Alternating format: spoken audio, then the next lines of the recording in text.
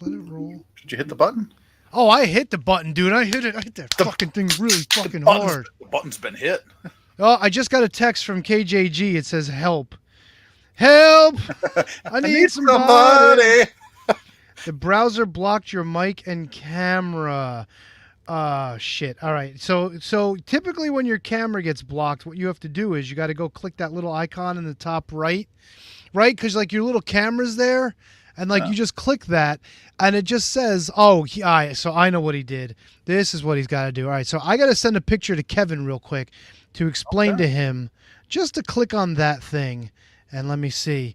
Here you go, Kevin. I'm gonna help you out, buddy. Yeah, help him out. Click that and allow access. There you go. That should work. Well, that explains that. Yeah. Oh, I did. Maybe he's having problems. Is he having problems? I think he might be having problems. Sounds like problems. And the same screen pops up. Try using Firefox or something else, right? Like he could do that, right? Maybe. Yeah, he could do that. Or Edge, maybe.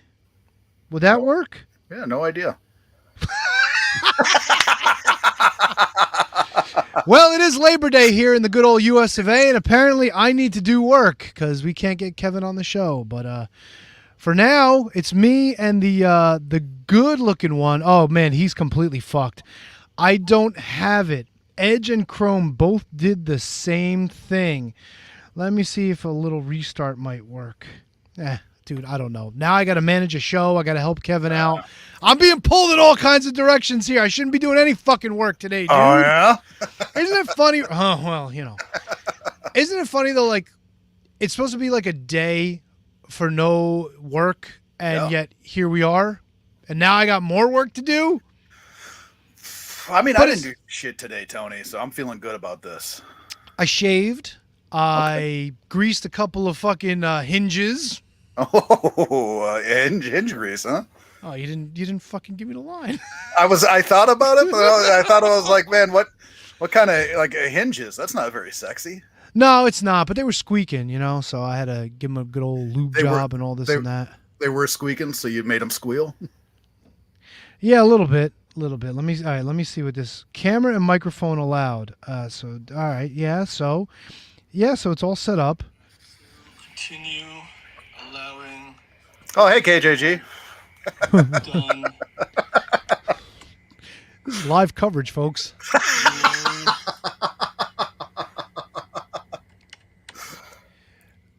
Oh, he's coming in. Oh, wait. It says entering the studio. Wait, this is a video, though. What the hell did he do?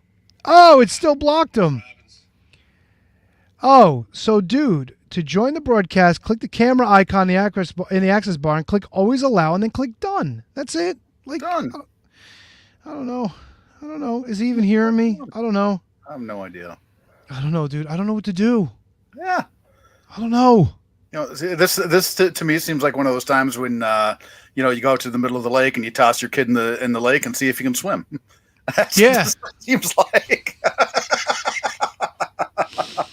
I feel like it's weird because Matt, so you folks know, had every intention of joining us tonight, but apparently he also needs to work on Labor Day. Mm-hmm. So he's slinging pies at some undisclosed location. Yeah, well, can you do that little fucking... But don't worry, hopefully KJG will be joining us tonight so he could hear for once and for all that he's now losing the picks for the year. Honk, honk. Oh. Oh, wait, now I stole his gimmick. Now he's going to be even more pissed at me. You went honk honk with it? Oh. No, it is what it is. Honk honk? Who's leading picks? Honk honk? No, like, I don't know. Honk. Honk honk. Like, or fucking Beetlejuice. Honk honk. Oh, yeah, honk honk. So, well, Tony, go ahead. I'm sorry. No, I was going to ask you because you had mentioned it last Monday, after the show that you and your boy were getting haircuts. Oh yeah. So I got to know. Still. I mean, you look great. Well, here's the problem. I really didn't need a haircut, but I went for solidarity, and I'm sure I told you my barber. His English isn't so great. He mostly speaks Spanish. And my son, who's learning Spanish in school, probably knows more than I do, and he doesn't help. So when I got in the chair, I said, just like him. And I pointed to my kid. And he goes, You want it tight? I said, yeah, tight. So Yeah, tight. he fucking went really, dude, like, look how high up he is. Look at this shit. Yeah. And on top of that, I've got this bump in the back of my head that I never knew I had before. But now that I don't have hair covering it up, it's like really fucking weird. Are you talking about that like, knob gimmick on the back of your Yeah, skull? but dude, but like my knob is, oh yeah. God damn you. My knob is really protrusive. Oh yeah. All right. That's good. Solid knob. Oh, God, have I told you I hate you? I mean, it's been a while. No, what I want to ask though is the boy. Did he fix his hair, Tony, or did he get the same thing? He's still got it's a shorter version of the Lego hair. Come on. He likes his haircut, man. I like his haircut too. I think it looks good on him. Well, I mean, he should like it because it's on his head. That's the most important thing. Yeah, of But course. At the same time, like, is that a style now? Are the kids going Lego hair? No, Oh. the style is fucking broccoli hair, which is a kick in the dick. You've seen the kids with the broccoli hair? It's all fucking permed like up here, and then everything else is like short. Yeah, I've seen it. It's ridiculous, and the mullets are coming back too. By the way, Mullets are hideous. Can't do the mullet thing, man. Yet here they are. Yeah. Now, I told you I've traveled to Spain a lot over the past like 10, 15 years, and I saw it coming back there a few years ago, but that's fucking style there. That's the football haircut, the soccer haircut. Okay. A lot of the dudes that play soccer over there, they like the mullets. And I mean, years ago in Minnesota, I'd probably maybe even 8 to 10 years ago during the high school hockey tournament. Pretty much all the kids had mullets for the hockey tournament. Oh yeah, hockey hair, bro. I forgot they called it hockey hair. Yeah. Or they call it joining the 1090 club. 1090 club. I don't know that one. 10 in the front, 90 in the back. Oh Jesus Christ. Yeah, I've heard 1090 club. I think was like a fucking Pennsylvania thing. I first heard that in the CKY videos. Yeah, we joined the 1090 club. It's horrible. It's horrible.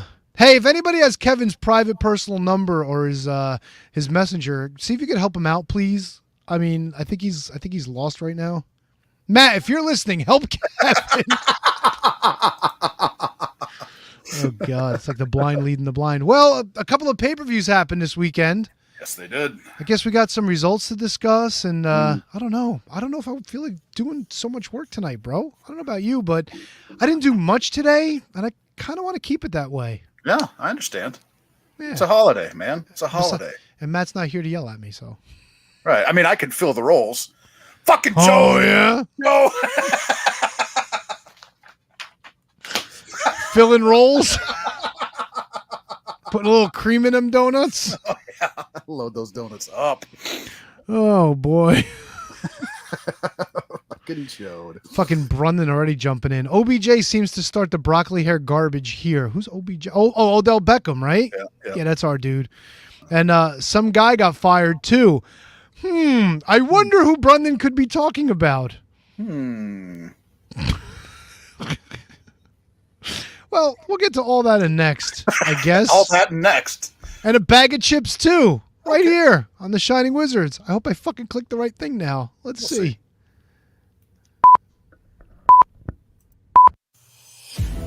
The following is a presentation of the Shining Wizards Network, broadcasting live in high-definition video and available on all podcasting and streaming platforms.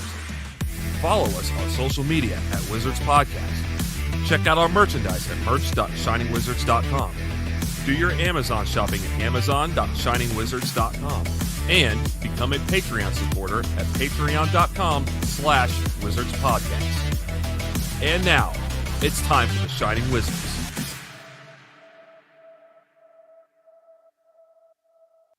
You are watching Shining Wizards. You are watching Shining Wizards. Wrestling Podcast. Wrestling Podcast. Yeah. You are watching Shining Wizards. You are watching Shining Wizards. Wrestling Podcast. Wrestling Podcast. Yeah. Yeah.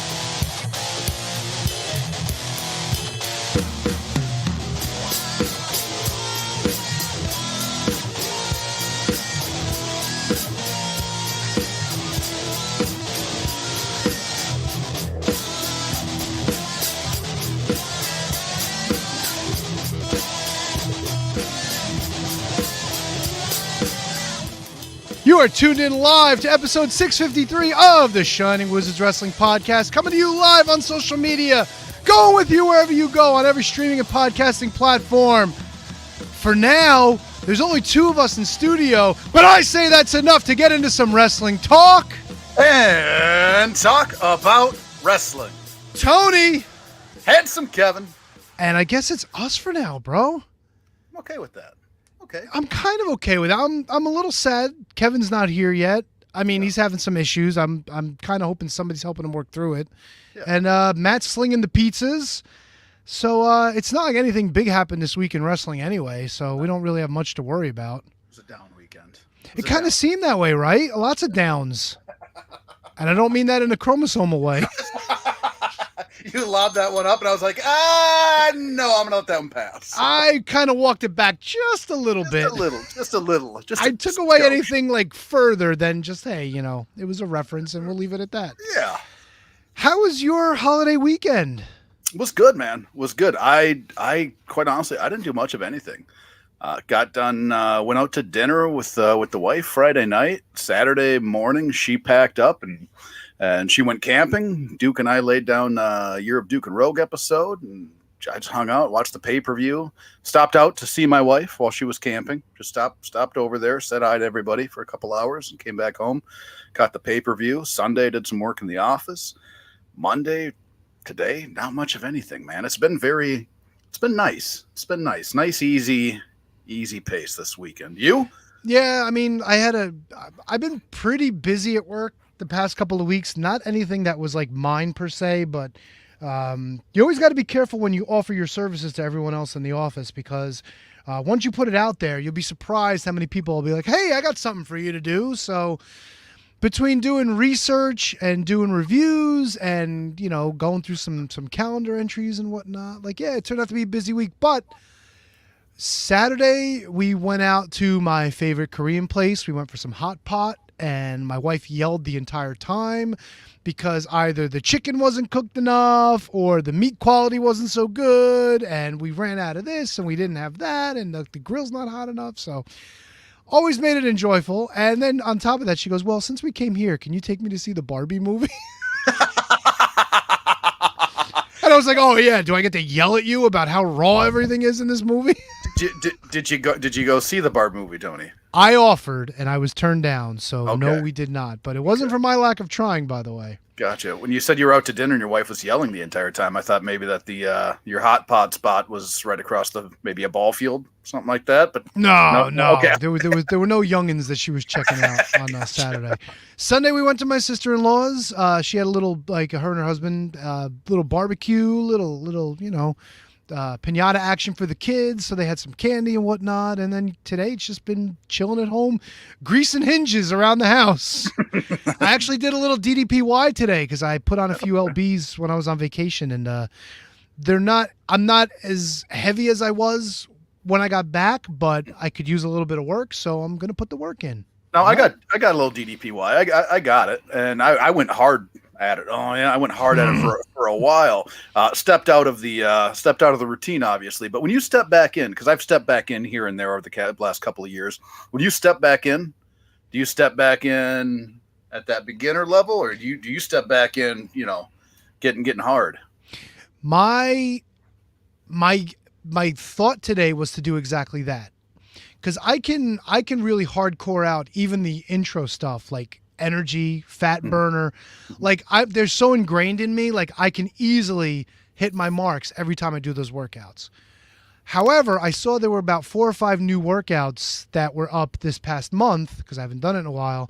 And apparently there was a DDPY summit this past week or this past month. Okay. So everybody was back. Hayden was back, DDP, everybody was there. And there's a new woman who's she just got certified. She did a couple of the ones in DDP's house, the accountability, workouts. Yeah. But she did one today that was called squatting and swearing. And it was all you put your toes out, you do the diamond cutter down, then you reach your forearms down. So she had a whole workout just dedicated to working your legs in the squat position. Bro, my shit was trembling. I probably should have started with that one, but it was a good fucking workout. Yeah, I was in the red for a third of the time. It was fucking worth it. I'm still on the DVDs, man. The original DVDs. Oh, dude, I love them. I go back to them all the time. All the DVDs, all of those videos are on the app. So when I'm in the mood to go back old school, I just pull them up on the app. I love doing the old energy, the old fat burner. There's one mixtape fucking rules. If you ever work up to that one, because it's got a little bit of everything, a little bit of like energy fat burner, a little bit of core, things like that. So a little bit of the stand-up workout. Gotcha. It's got a nice little hodgepodge there. I love the DVDs. You can't go wrong with the DVDs. That's good shit. No, I've enjoyed it. It's just, getting in the routine, man. It's just getting in the routine. It's easier not to be in routine than it is to be in. I haven't gotten any more messages from KJG. That makes me nervous. Oh, boy. That makes me nervous. Oh, boy. Haven't heard from Matt, which means he's not listening because he's not talking shit. So that doesn't make me nervous. Yeah, that'll be fine. He'll listen back. Oh, that's all I do is talk shit. Yeah, that's all you do is talk shit when you're not here. So don't be a dick. Yeah, don't be a dick. We're doing good. All right, so I guess you're handling like a lot of the like posting shits up, like little logos and stuff. You got that covered. I got that covered, man. And I think today the magic number is 6. I know we didn't talk about working anything out. So when we move on to what we're going to do next, just be mindful. I do have 6. And you might be asking me, you might say to yourself, Tony, what exactly are you talking about when you say 6? And I can tell you all that I'm about to take it over the top.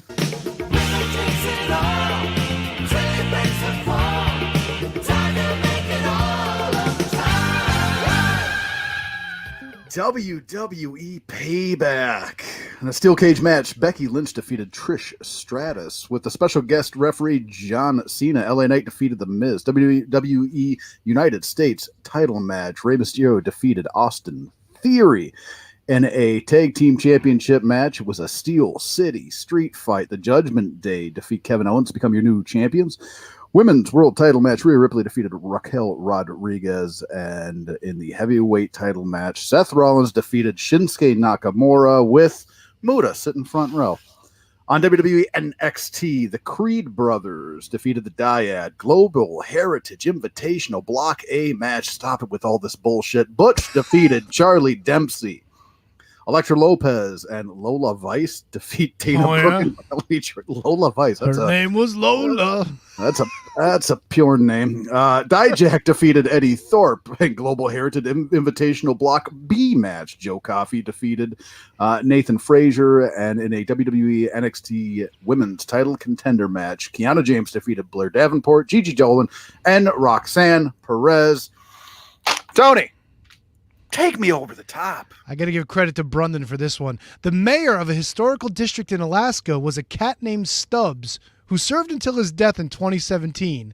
Not to be confused with Kamala, whose nickname was also Stubbs later in life.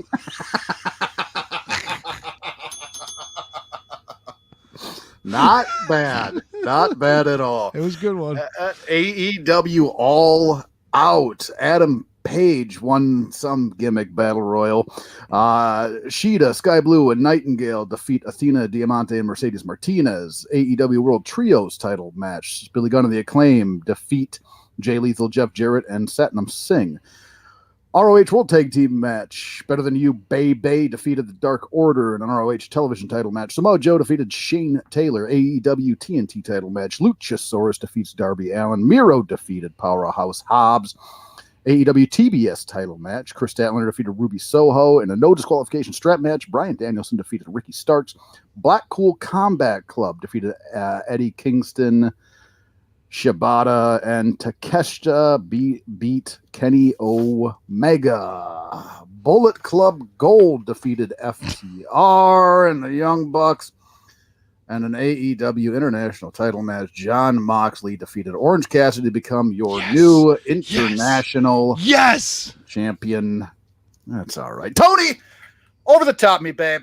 The average boob weighs between 1 and 2 pounds. Most boobs in AEW weigh less than 180.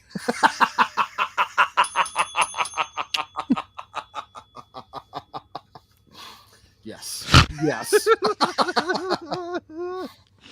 Over on On ROH, Zack Sabre Jr. defeated Metalik. Josh Woods defeats John Walters. Lee Moriarty and the Workhorsemen defeat Beef, Invictus Cash, and Lord Crew. Who the fuck is Beef? Beef! Cole Carter defeated Dustin Jackson. Emi Sakura defeats Alice Crowley. The Spanish Announce Project defeat the Outrunners. Marina Shafir defeats Angelica Risk. And the Mogul Embassy defeat Action Andretti, Darius Martin, and Lee Johnson. Tony, take me over the top. CM Punk has more Meltzer-rated 5-star matches than Kurt Angle. Only 2 of them, though, but it is true. October 16th, 2004, Samoa Joe vs. CM Punk for Ring of Honor's Joe vs. Punk 2, very creative title. And July 17th, 2011, CM Punk vs. John Cena at WWE's Money in the Bank. Back to you, Kevin. On Impact, an Impact Knockouts World Title #1 contendership, 10 knockout battle royal, Alicia Edwards. She won the damn thing. Mike Bailey defeats Crazy Steve by DQ. Eric Young defeats Khan. Chris Sabin defeats Zach Wentz. Frankie Kazarian, Jake Something, and Sonata defeat Eddie Edwards.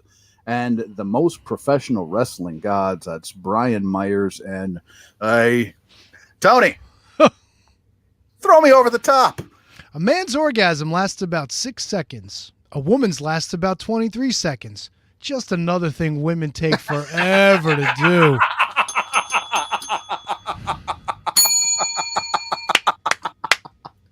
I mean, get on with it already, right? Oh, Jesus Christ. People got to work in the morning, right? We're late for and we're keep late. it down. The kids are sleeping. Yeah, we're late for church, god damn it. So Yeah, enough with the Jesus, oh my God. We'll be there tomorrow. I'll be an extra 23 seconds late. MLW Fury Road. MLW National Openweight Title Weapons of Mass Destruction match. Ricky Shane Page defeats Jacob Fatu. Wow. Breeze defeats Maki Ito. Kiss My Foot match. That's an old gimmick, right? Cardona defeats Mance Warner. Ichiban defeats Tracy Williams. Kushida defeats Tony Deppen. And an MLW World Heavyweight Title match, Alex Kane defeats Willie Mack. Tony, take me over that top. Something I learned today. Jungle Boy Jack Perry worked as an extra in the Quentin Tarantino movie Once Upon a Time in Hollywood. It must have been during this time where Jack learned how to be a whiny little bitch. I think you're right. Fucking bitch.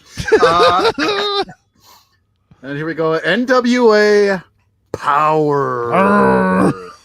Zion defeats Jordan Clearwater. NWA Women's Television Title match. Max the Impaler defeats Kenzie Page. And Matt Cardona defeats Ricky Morton. Tony, one more time for me, man. Holy shit. Take me over the top. The CM in CM Punk's name stands for Chick Magnet. Wrestling fans have the 2 initials FL in front of their names, too. What does that stand for? Fucking loser!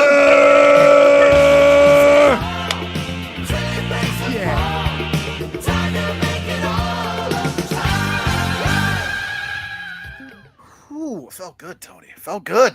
What, to call the fans losers again? I'll do it every fucking week. Every fucking time. Always feels good. Always. Speaking of calling people up from the bullpen, ladies and gentlemen, KJG has joined us. Oh, mama. You doing? Hear me now. Oh, yeah, we got you, brother. We got you. God, I've never had such technical difficulties as I've had tonight. Well, you're here. That's all that matters. So what exactly happened? So, well, I was here at like 6:15. Like I was here before Handsome Kevin, and I was ready to go. Aces. He couldn't hear me. And then I restarted my computer, and then I got back in the StreamYard, and it said that my browser had blocked my camera and microphone. Oof, yeah. So I did everything that you said. I sent you the stuff, and then it was like, allow access on the address bar and all that stuff. So did all that. Nothing was working. So I was like, you know what? Let me charge the phone and plug it in. So we'll figure it out for 2 weeks from now, I guess. No, you're good, man. We got you. I know it can be frustrating. It's annoying and it sucks, but you're here. It's all that matters. We got you. Listen, I was ready to go, baby. I was aces to go. Like, You look so like you're ready aces, to but go. now Yeah, man. Don't all be my deflated. notes are on the phone that I'm using to record myself. So it's going to be really tough right now. But I'm here, baby. So let's go. You guys did it great over the top, by the way. Tremendous. Oh, thank you. Thanks. Well, thank you. It's not like anything happened in wrestling this week. No, nothing at all. Pretty flat week. Well, do we want to open up with the obvious? Phil? Yeah, good old Phil. Love it. Jobless Phil. No, he won't be out of work for long. I'll tell you that much. No, fair enough. Fair enough. Well, I guess we might as well just start with that. Do you think the doofus son-in-law would be receptive to bringing him back into the fold for WWE? Me? Either one. 100%. Yeah. It'll happen by November, guaranteed. No, Kevin, you're hesitating. I want to see him back, and I want to see him back sooner rather than later. I think that it was earlier today I read an article that said that there was plans in the works if he were to leave AEW earlier, that he might have been back for the 2023 Royal Rumble, which would have worked out. I mean, would have worked out just fine for me. I would have been happy with that. Do I want to see him back? Yes, and I want to see him back like right away. Are they going to be open and receptive to having back? Probably. And I think that he probably does much better in that setting than in the what seems to be somewhat of a lawless setting in AEW. Agreed 100%, because CM Punk, despite the tenure and the longevity that he has, won't get away with anything, even if it's not his fault, won't get away with anything like he did in AEW than he will in WWE.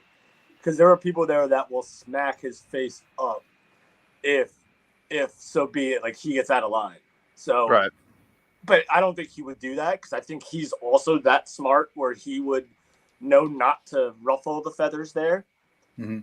So AEW is like, all right, whatever. Like, it's a fucking funhouse. So, like, do whatever you want, and you can't get in trouble for it. Whereas WWE, you can get in trouble for it, and we also won't pay you, and you also can't go work anywhere else. Right. For 180 days or whatever. So, I would, like I say, I'm all for him coming back. All for him coming. Tony, what do you think? What are your? That's a great call. 100%. I agree. He should come back. I think he would fit in better, of course, in WWE. I think it's a better situation that he was fired for everybody. I think it's better for him. It opens him up, a better opportunity, I think, as far as he's concerned.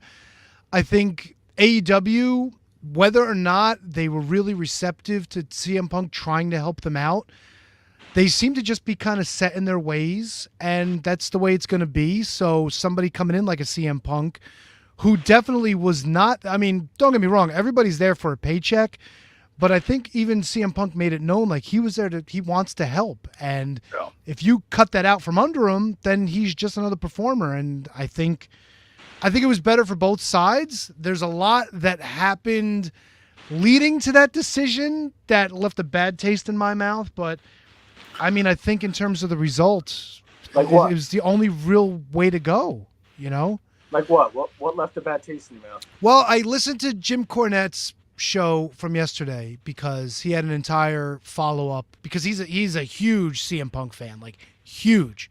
That's all he talks about with AEW and what a great job Collision was doing. And, clearly it was Punk's influence on the show, and just a big fan. But they got into a lot of the behind the scenes apparently. And I don't know if it's been out there in other, in other forums, but there was supposed to be some sort of meeting they were putting together before everybody left for England, where CM Punk was going to sit down with Tony Khan, with the Young Bucks. I think they were going to finally like squash everything. This was supposed to happen in Atlanta before they left, because CM Punk at one point had posted that he was in Atlanta with his wife and Larry, just chilling out before they left for the pay-per-view. Why were they in Atlanta? They were there for this meeting, which got canceled after Punk had left and went to Atlanta for the meeting. So it's kind of like, why did that get canceled? Then apparently, I don't know if it was before or after his appearance at the pay-per-view, somebody in the transportation department kind of fucked him over, where his transportation either to or from the venue wasn't there, so he wound up having to try to get an Uber, which he couldn't get because it was the fucking show. He wound up trying to take the tunnel, the tubes, whatever they call them in England, the subway, and he got lost. So a couple of fans saw him and helped him out to get back to his hotel or whatever. So it just seems like somebody was kind of putting the Iggy like, hey, we don't fucking want to make this easy on this guy. Now, I don't know. I'm not there, but this is what I've been hearing and what's been out there. So I don't think anyone there is that bright to do that, to be honest with you. I don't even think Tony Khan is that bright to like put the kibosh on somebody like in that sort of way. Well, I also heard the person that was in the trans was like a friend of the Young Bucks. So this guy had his job because Matt and Nick were his boys. So not saying he was told to do it. I wouldn't put it past him for thinking of it himself or herself, but that's kind of what's been going around with this. So and apparently what makes no sense to me, Tony, and Kevin, is that like Tony Khan hired CM Punk. Kenny Omega and the Young Bucks were still executive vice presidents then. They brought him in, and like, so the fact that like he's like gone right now, like, and they had like, they're smarter than this. They would know what to do with Punk. If it just does, none of it makes sense. Is what it is. None of it makes sense. I wanted to ask you guys, you guys read the press release that Khan put out, of course. This disciplinary committee, is anybody like, it's got to be the fucking Bucks and Omega, right? Like there's no actual disciplinary committee. It's got to be those fucking kids. Is it not an independent firm that is coming in? Or that came in because it's over. No, but an independent firm would take a little bit more time than that, would they not? Unless they just decided, like, hey, let's avoid all this and let's just part ways. This is all lawyer speak. You can't tell me that, and I would hope that Tony Khan would get on TV or even put out a statement that says, I was fearful for my life.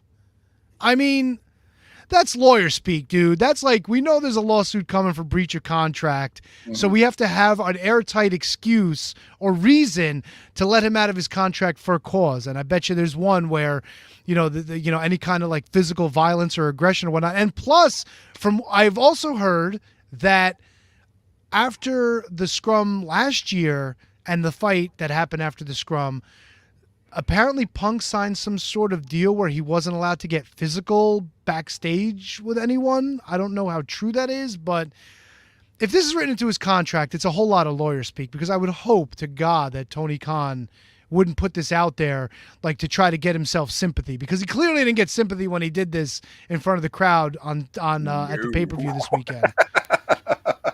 That was great. I love when he came out and they booed the piss out of him. The statement should have simply been, if I was Tony Khan, like, hey, we've came to terms with the release of CM Punk.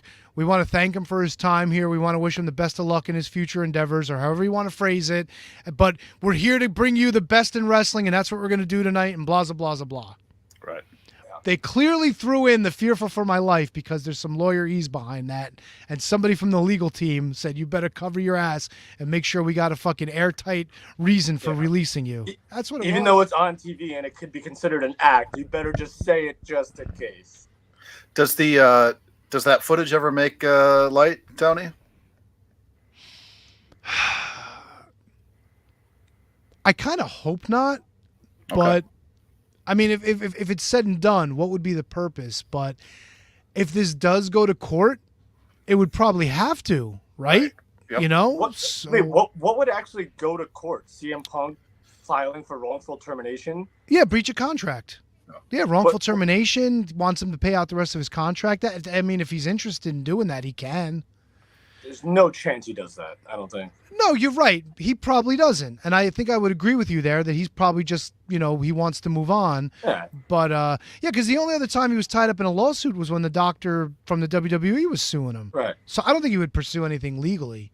But if he did, then it would clearly have to come in, because if there's footage of exactly what happened, they'd want to put that in front of a jury. And if they see him goozling fucking Jungle Boy. So the only way I could see that possibly happening is if there was like a civil thing filed against him where he would want to see it. So then he could file the charge against AEW for the wrongful termination to benefit his case in any sort of physical or civil, like with him and Jungle Boy. Oh, yeah. I don't think there's anything criminal coming out of this, to be honest with you. I mean, there might be, like, if Jack Perry was like the victim of assault, maybe, but right. You'd have to have the police there and have an investigation at the time. I don't. There would have to have been an initial report at the time that was made and filed, which is like that's like the first step in doing this sort of thing. And plus, this is England. Better than anybody. It's like the more you can have just in case on your side, or even if it's not on your side, if it's just there, is the better for you for discovery and for all that stuff. That's I never even thought about that, Tony. Like you said, it was England. Does that bear anything over this? The incident taking place in England? The only thing that you can say is that you'd have to hopefully ask them or subpoena, the stadium. Yeah. Hey, we need the footage. Now, how long do they keep the footage? Do they say, like, hey, there might be some criminal or civil stuff coming out of this, let's save the footage? And on top of that, you have to look into what the reach of the subpoena is, because you could subpoena people all over the world. You could send a subpoena to whoever you want. Whether or not they actually respond or have to respond is a whole nother story. So it's all up in the air. There are certain retention times for certain things. Yeah, but that's in the U.S. We don't know what, Right. like what the U.K. does for stuff like that. So like Handsome Kevin, like say like you were involved in an incident and like you wanted body camera footage from this incident from those said officers. If there's only a certain amount of time that is held, so like you can't get that. But like surveillance footage, if that's as evidence and there's a request to save it, at least where I work, you can keep it for as long as you want. Like it's just depending on whether or not somebody wants it at some point. At some point, it does get destructed. Yeah, and you would think, like, with this whole investigation, that I would assume Tony Khan maybe had legal counsel send them a letter saying, hey, we need this footage, and maybe they complied. I mean, if I was doing an investigation, that's what I would have done. Right. Well, so there's two different schools of thought here. Like the establishment could either voluntarily submit it to you. There's a form that you can have them fill out if it's not readily available at the time, and then they send it to you, and then you go and pick it up, or they could or you could subpoena it, like you said. But the thing is, though, the police have to do that. Like if someone who was the victim of that crime goes to said venue and says, "Hey, I want the surveillance video," you can't. The surveillance, like they have no obligation to give that to you. No, they don't. They can, but they don't. Yeah. Yeah. So, Wow, but man. I mean, so if it was the police and it was a police investigation, yeah, you can. If you have a case pending, you could absolutely send a subpoena, and the judge could even sign off on a subpoena as well. Correct. Like once you bring a suit, you have the power to subpoena whatever you want. It's just a matter of there's that extra little caveat that you're reaching overseas now to a different country. Yeah. Do they have an obligation to respond to a foreign subpoena? I don't know. Can a court here force them to answer the subpoena? I mean, I would assume so, because the United Kingdom and the United States have a good relationship. Maybe there's something there. I don't know. It's rough. I think we're putting a lot of... it's a great conversation, but I think we're putting a lot before the horse here. Oh, yeah, for sure. We have no idea. And like you said earlier, I don't think CM Punk brings this up. I think he's happy to be out of this. Now, since it's a breach of contract, I don't know what the contract says. What kicks in? Is Punk free to go to show up wherever he wants tonight? Tomorrow? You know what I'm saying? I don't know. I think I texted you guys, man. If he showed up at Payback, I would have had a boner so big he could eaten a full pizza off of. I was, and why not? Like if he can, right? If he can, if he can, for sure. And they were already in talks to bring him in prior to him going to AEW. I mean, if he's got no compete, man, get after it. Get his ass there. Get his ass there. Does anybody know that? Does anybody know if he has that or not? Has that not been made clear? We don't know. I have read so many different articles, and none of them have mentioned whether or not they can confirm a no compete. So I say you bring him if Survivor Series, which I'm like 99.9% sure is in Chicago. You bring him in there, and dude, like I'm all for Cody Rhodes finishing a story and beating Roman Reigns. But if you have CM Punk, Roman Reigns, bro, here for it. Yeah. Here for it. And let CM Punk maybe not beat him in Chicago in November, but start that story. I don't even know. I don't even know if I necessarily would want to see him with Cody more than I would want to see him with Seth Rollins. Who, Roman? No, CM Punk. Oh, no, yeah, I would take that too. I mean, they're both Ring of Honor guys, you know? Yeah. Kevin Owens, Sami Zayn. Well, now that they're not tied down with the titles anymore. Right. You know, that's one thing that I was disappointed about. With all the bullshit that was going on with Judgment Day, I kind of had it in the back of my head going, well, they really they're not doing anything with Punk and Owens except with Punk and Owens, Jesus, with Zayn and Owens, except for like Owens was just stomping around like being angry all the time. I was like, maybe, but I didn't think they would. Right. And then Hell's Bells, they did.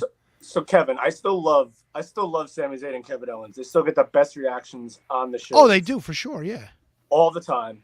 But I agree with Tony in the aspect that like once they were migrated away from the Judgment Day feud, the Bloodline feud, they were just back and forth with the Judgment Day for weeks and weeks and weeks. Mm-hmm. Yep. Fun, cool, but not as like impactful as it was on SmackDown to me.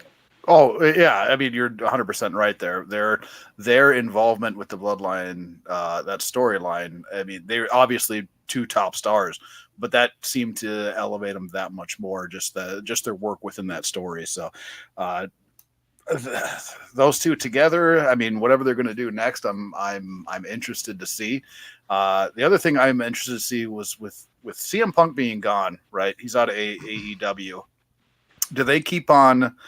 Does the product keep on kind of losing my interest that much more? Because Collision was the show to watch, to me, at least. I mean, I watched Dynamite, but that's almost out of habit. But like, Collision seemed to be the better show. With CM Punk being gone, do they continue the spiral down? Because it hasn't really been a good show for a while now. It hasn't been a good show, in your opinion, for a while now. Yes. So I disagree with that. I think it's been a good show for a while now. But without Punk, obviously, it's going to take at least a little bit of a hit. Like, it can't not, despite what you think his draw is. Like, it's going to take a hit. Because when a top star is gone, no matter whether the smart fans love him or the smart fans don't. And Tony, you could probably chime in on this, is like, they'll probably find somebody to fill that void as the figurehead for that show. Now, whether that's Daniel Bryan or Bryan Danielson or whether that's Edge, someone's going to come in, and that show, I mean, it's a Saturday Night Wasteland. So, like, but we're getting into the fall season, so hopefully that helps it a little bit more, even though football happens. So, who knows, man? But no, I want to clarify what I was saying there. Collision has been a good show. Dynamite has not, right? And that's what I mean. Like, is Collision now? More, you know what I mean? It's now Collision going to catch on to what Dynamite's been doing, and then we're going to have two very, very subpar wrestling shows. So you're thinking that like all the Dynamite guys that were not necessarily on Collision, like Kenny Omega and the Bucks and Paige, now they're going to transfer over to Collision and be the faces of that show, whereas it was a kind of a totally different identity. Right. Yeah. I don't know, man. Listen, times they are changing. They seem to be changing very fluidly, boys. Oh yeah. What do you think, Tony? I'm sorry, I was editing something. Go ahead, continue. No, seriously, no, I lost. I'm working on something back here. You guys are good. Keep going. Awesome. Like home run type material from T-Donk right there. No, I'm sorry. I was editing something. Talk to each other, you stupid jerks. Oh, he didn't add that last part. No, because if I have this playing, I'm trying to like mute so this way you guys don't bleed through. Because I was playing something earlier, and Handsome Kevin said it was bleeding through, so I didn't want to interrupt. But I'm glad I could bring you guys a chortle for not paying attention. I liked it. Liked it. The Nerd Report. The Nerd Report asks, Kevin, would you rather have a brand split this early in AEW? I don't know which Kevin they're talking to with that. I can answer for myself. No, I hate brand splits altogether. But KJG, what are you thinking? So I'm not against brand splits at all. And despite the fact that AEW's roster has a lot of great talent on them, I don't think they could sustain a brand split with just exclusive brands. They just can't, because the guys there are not all there yet. And that's what happens when you bring everybody in, which I credit them for. But you bring all these, like Hobbs and Miro, like Miro was brought in, like CM Punk was brought in, like they haven't released a lot of, like, how many people have they let go in their existence? Not a lot of people. Well, the way that they let go of people is a lot less newsworthy. They usually just let the contract expire and they get to fade back into the indie scene. Well, except for Big Swole, they took all her weed and sent her on her way. Less good. Hey, a friend of the show, Sonny Kiss, got his release. That's kind of over and done. We've lost greats like Marco Stunt. Yeah. Is Sonny's gone? Yeah, Sonny's gone. Aw. But I'll see you next week, so I'm good. I know, I love Sonny. Like, Sonny is one of my favorite people on this earth. So I can't wait to see her. I'll see her next 2 weeks from now. So that's great. Okay, right. So let me ask you this, and I'm not bringing this up to be political or anything like that, but every single release that I read about Sonny Kiss being released, every article has him referred to as she. Now, I know, like, we've always referred to Sonny as he, and I know there was an interview where he said, like, oh, you can call me she, you can call me he, like, I'm kind of a little bit of everything. Do you think it's kind of weird now that everybody's just calling him she or her she? Huh. So I'll answer that. Yeah. Unless you were done. I am done, so you can answer it. Yeah. I could say, I'll say he or she and not even worry about it, because he or she is an incredibly awesome person, and that's for sure. No, it had nothing to do with it, but I saw like a bunch of homers because people were like she, and then people were like, yeah, it's she, blah blah blah blah blah, and I'm like, as long as I've known Sonny Kiss, he's always been he to me, and on top of that, like even when I did commentary for Tier 1 Wrestling, like I always made sure, like, Sonny's a dude. I don't want to call him she, even though he is very feminine. So, like, I always made it a thing, like, so I wouldn't, like, and it was just for him. I could give a fuck what people think if I call whoever, whatever.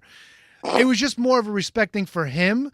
So, like, I didn't want to keep saying, like, I didn't want to just, because he's so feminine, I kept wanting to say her or she. It's tough, man. And I'm like, I didn't want to do that. So every possibility, it was like Sonny's on the comeback, or, like Sonny's working for money, like always trying to refer to him first person by his name. You know?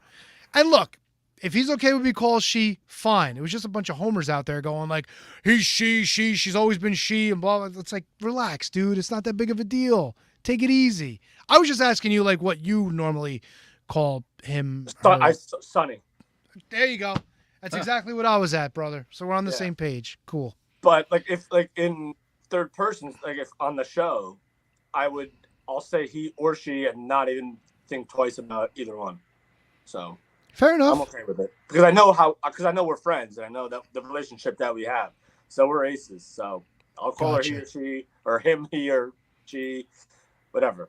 Doesn't matter to me, man. And it doesn't matter to him or her. So it's all good. See you in 2 weeks. Sonny, can't wait to see you. Her versus Justin Carino. Carino. I'm done editing, by the way, so we're good.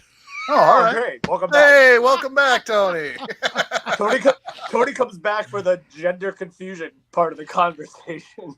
No, it was just something because it sucks that Sonny's not there anymore. But let's be honest, they weren't doing a lot, So if they would only get rid of Nyla Rose, sorry, Nyla Rose has just not gotten any better ever. I would still watch. A force, though. She could still be seen as a force, though. I would rather watch Nyla Rose matches every single day over Jade Cargill matches every single day. Nah, because Jade Cargill's matches have entertainment value. Yeah, I agree with Tony. Nyla Rose is just slow as shit, man. I don't think it would make a difference if Nyla Rose was wrestling dudes or women. I don't think it matters. I think they're both good.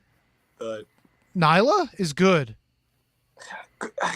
Good enough for me to watch on TV for 12 minutes. No, fair enough. Look, if you like what Nyla does, good on you. But I've never seen the appeal. Never thought she was much, and that's that.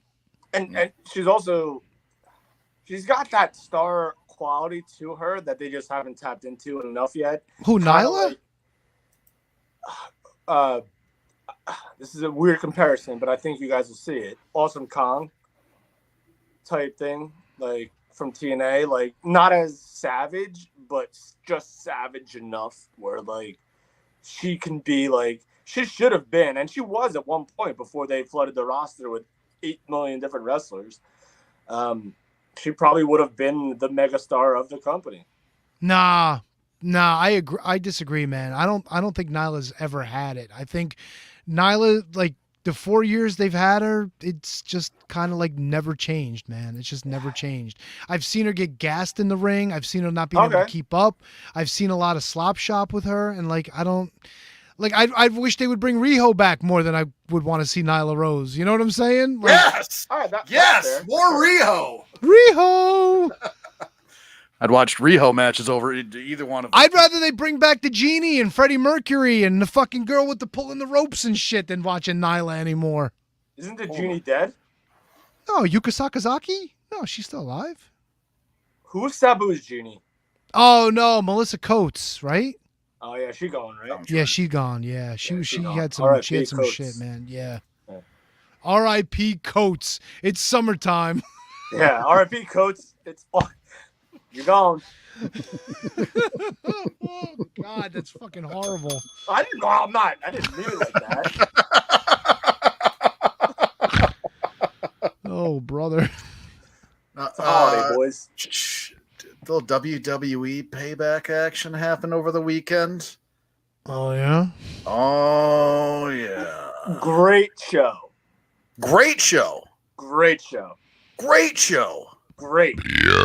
Ooh. Probably the best show that they could have possibly put on for a lame duck show. 100%. Wow. Great show. Great show. God, I don't tell me Ms. LA Knight wasn't great. Telling me Becky Lynch Trish wasn't great. No, that was not great. Becky Lynch Trish? No. Oh boy, watch it again. Watch it again, my friend. I've watched it twice. I'm not watching it. No, again. first of all, you didn't. That's not true. Yeah, fuck fuck this. You this. watched a Becky Lynch Trish Stratus match twice. I watched the entire event twice. All right. Yeah, man. I Yeah. guess I gotta believe you. I mean, I woke up this morning. I didn't have to go to the office. Why not pop it on again? All right. See if I just, it fell flat for me when it was live, and watching it a second time, I wish I didn't watch it a second time. I mean, you do have a podcast to do, so that's probably smart. Yeah.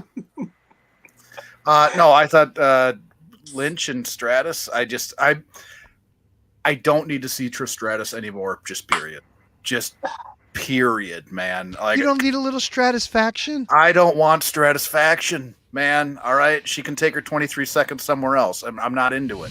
It's not for me anymore. She's not. It's painful. I loved her. Right? Fuck She you, was 23 seconds. How dare you? She was great to watch. Right? 20 years ago. Crawl around and bark like a dog. And she's aggravating to watch in the ring now. She's aggravating to watch in the ring. And Becky Lynch, quite honestly, who I'm a huge fan of, seems to have taken a couple steps back herself. So no, I'm not in on that match whatsoever. Yeah, why did Becky Lynch become the man again? What was wrong with her like fucking big shoes and the weird eye makeup and the Freddie Mercury look on her end? Because people didn't want to boo her. Oh, David Bowie. Sorry, not Freddie Mercury. Big time backs, people didn't want to boo her. No. Yeah, but her husband's so weird too, and they cheer him all the time, and he's not really a face, but he was never. Right? Well, they started cheering him, and then they had no choice but to turn the face. He started that character as a bad guy. He still kind of is. He's still a bit of a dick. Oh, all right. Wait. I got to stop you. Let me ask you guys a question. Oh boy. What is the beef that Cody Rhodes and Seth Rollins have? Every time I hear Cody Rhodes being interviewed, he always mentions he gives Seth Rollins respect and props for what he does, but he always says we don't see eye to eye. Is there a legit beef, or are they just playing something up that's not there? Kevin, you mind me handling this one? Yeah, go right ahead. So you understand that Cody Rhodes' match, his first match back in WWE was against Seth Rollins. Yeah, for sure. Yeah, and then his first match feud in the cage with the torn pec was against Seth Rollins. Yeah, but why? Even before that, they didn't like each other. They always. There Cody was nothing Rhodes, before WrestleMania. Yeah, but they've always made it seem like they never liked each other. Shoot wise. Yeah. Scott George says Seth was one of Dusty's kids. What does that mean? I guess because he trained. That's what that's a great pull by Scott George. Yeah, that is a great pull. NXT. Dusty always called his students Dusty's kids, and they always referred to themselves as Dusty's kids. Where Cody Rhodes always wanted to be referred to as Dusty's kid when all these other people were. Yeah. So that could be it, but I'm telling you right now, and Kevin, I think you'll agree, that's just planting the seeds for another match someday. I think so. Yeah, I think you're right there. It doesn't seem like any real legitimate heat between either one of them. I think that it's one of those things that I think you can always kind of, if you can work it in, slide it into an interview here and there, it's always going to be in the back. So you can always kind of go back to that because you can look over the course of, say, he does it for the next 3 years. Right, you can always look back to that and go, yeah, but he said that during that interview, and that during that interview, and that, you know what I mean? It's always just going to sit kind of on the shelf when they need it. Yeah, that's a great point by you, and it's exactly what it is, and it's always just to sow the seeds for because who doesn't want to see Cody Rhodes versus Seth Rollins all the time? You can't not want that. Even though I want Cody Rhodes to beat Roman Reigns, because there might not be a wrestler on this earth other than, I'm a big Zack Ryder guy, big Miz guy, and Hawkins guy. There might not be a wrestler more that I love more than Cody Rhodes right now. Love him. I read something I think it was yesterday, that I wanted to ask you guys about. So I believe it might have been on Twitter. It might have been an article. I don't remember. I read a shitload. And it said, how long will it take WWE to restore prestige to the WWE title after Roman Reigns drops it? Could that be any further from the case? Right? Isn't this long run kind of adding a little bit of oomph to the title? Are you asking if he loses it, or are you asking if he just holds on to it and it just loses steam while he has it? The way that it was worded, or at least the way that I read it, was that having the title on him this long has taken away prestige from the title. I think the exact opposite. I agree. Yeah. That's such a weird thing. Why would you think it takes away? Right. Because I read it. Yeah. Very true. Tony, we're getting older. We're in our 40s. So we understand the significance of Bob Backlund and Bruno Sammartino. We get that, but this day's generation might not understand a lengthy title reign. They might not understand Honky Tonk Man's reign. They might not understand, all these other reigns that have went on just for years and years. But this to me is different because we're seeing them every week. Right. Like literally every week we're seeing them. So like them, to me, it doesn't seem like it's been 3 years. If that makes sense. It really doesn't. Yeah, it really doesn't. It really does, because it's been enjoyable. It's been enjoyable, and it's been every week, and it's a television show. So like, it's just cool to see like an entertaining character. Oh wait, he has 2 belts. He has the world championship. Yeah, that's cool. That's fine with me. Yeah, and then me too. The stories have been so good, so I'm okay with it. Yeah, it was just such a weird thing. It was, to me, it was such an outrageous take that I was like, boy, I wonder if that's. Are there other people out there that actually think that him having this long title reign is taking away prestige from the belt? It kind of hit me different. So I was like, man, I gotta see what you guys think. Tony, what do you think? I really didn't see what the problem was. I mean, I think ultimately it goes to who beats him and what they do with that person that does beat him. You know? So if anything, it makes the championship, Tony, if anything, it makes the championship more important. So because whoever beats him is going to be the monster star. Like, it's going to be the new guy. Right, Tony? Well, I mean, I'm still hopeful that they do the what they were planning on doing, and Cody Rhodes becomes that guy. Yeah. Because I could see a nice run with Cody being at the top. Do I see LA Knight winning that championship? I think they might do a little more LA Knight with the World Championship. But yeah, I don't know. Like, I don't want it to be a situation where you kind of have nothing for him to do once he wins it, like they did what happened with Zayn and Owens, you know? They really didn't have anything for those guys to do after this. Right. You know? That's a good point. I mean, you got to think Walter's in the picture at some point, you know? I hope so, man. He's a tough son of a bitch, and his nickname is the Ring General, but god damn it, he fucking knows his way around the ring. He makes everybody look golden. Yeah. Do you want Walter Roman, or do you want the belt to be off Roman before Walter gets it?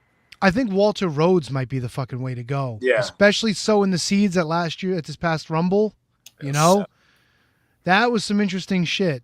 That was really interesting shit. Now I get it.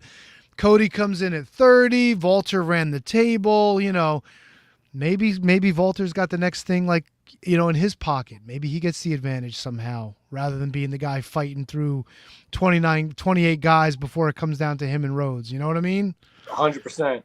Do you think they would use LA Knight in a Sheik type of transitional situation because he is as hot? You know what I mean? He is as hot as it gets right now. I hope not, because that was the plan years ago that they were going to do with Austin when when Austin was going to win the Final Four but then lose it to Sid just as like a hot shot.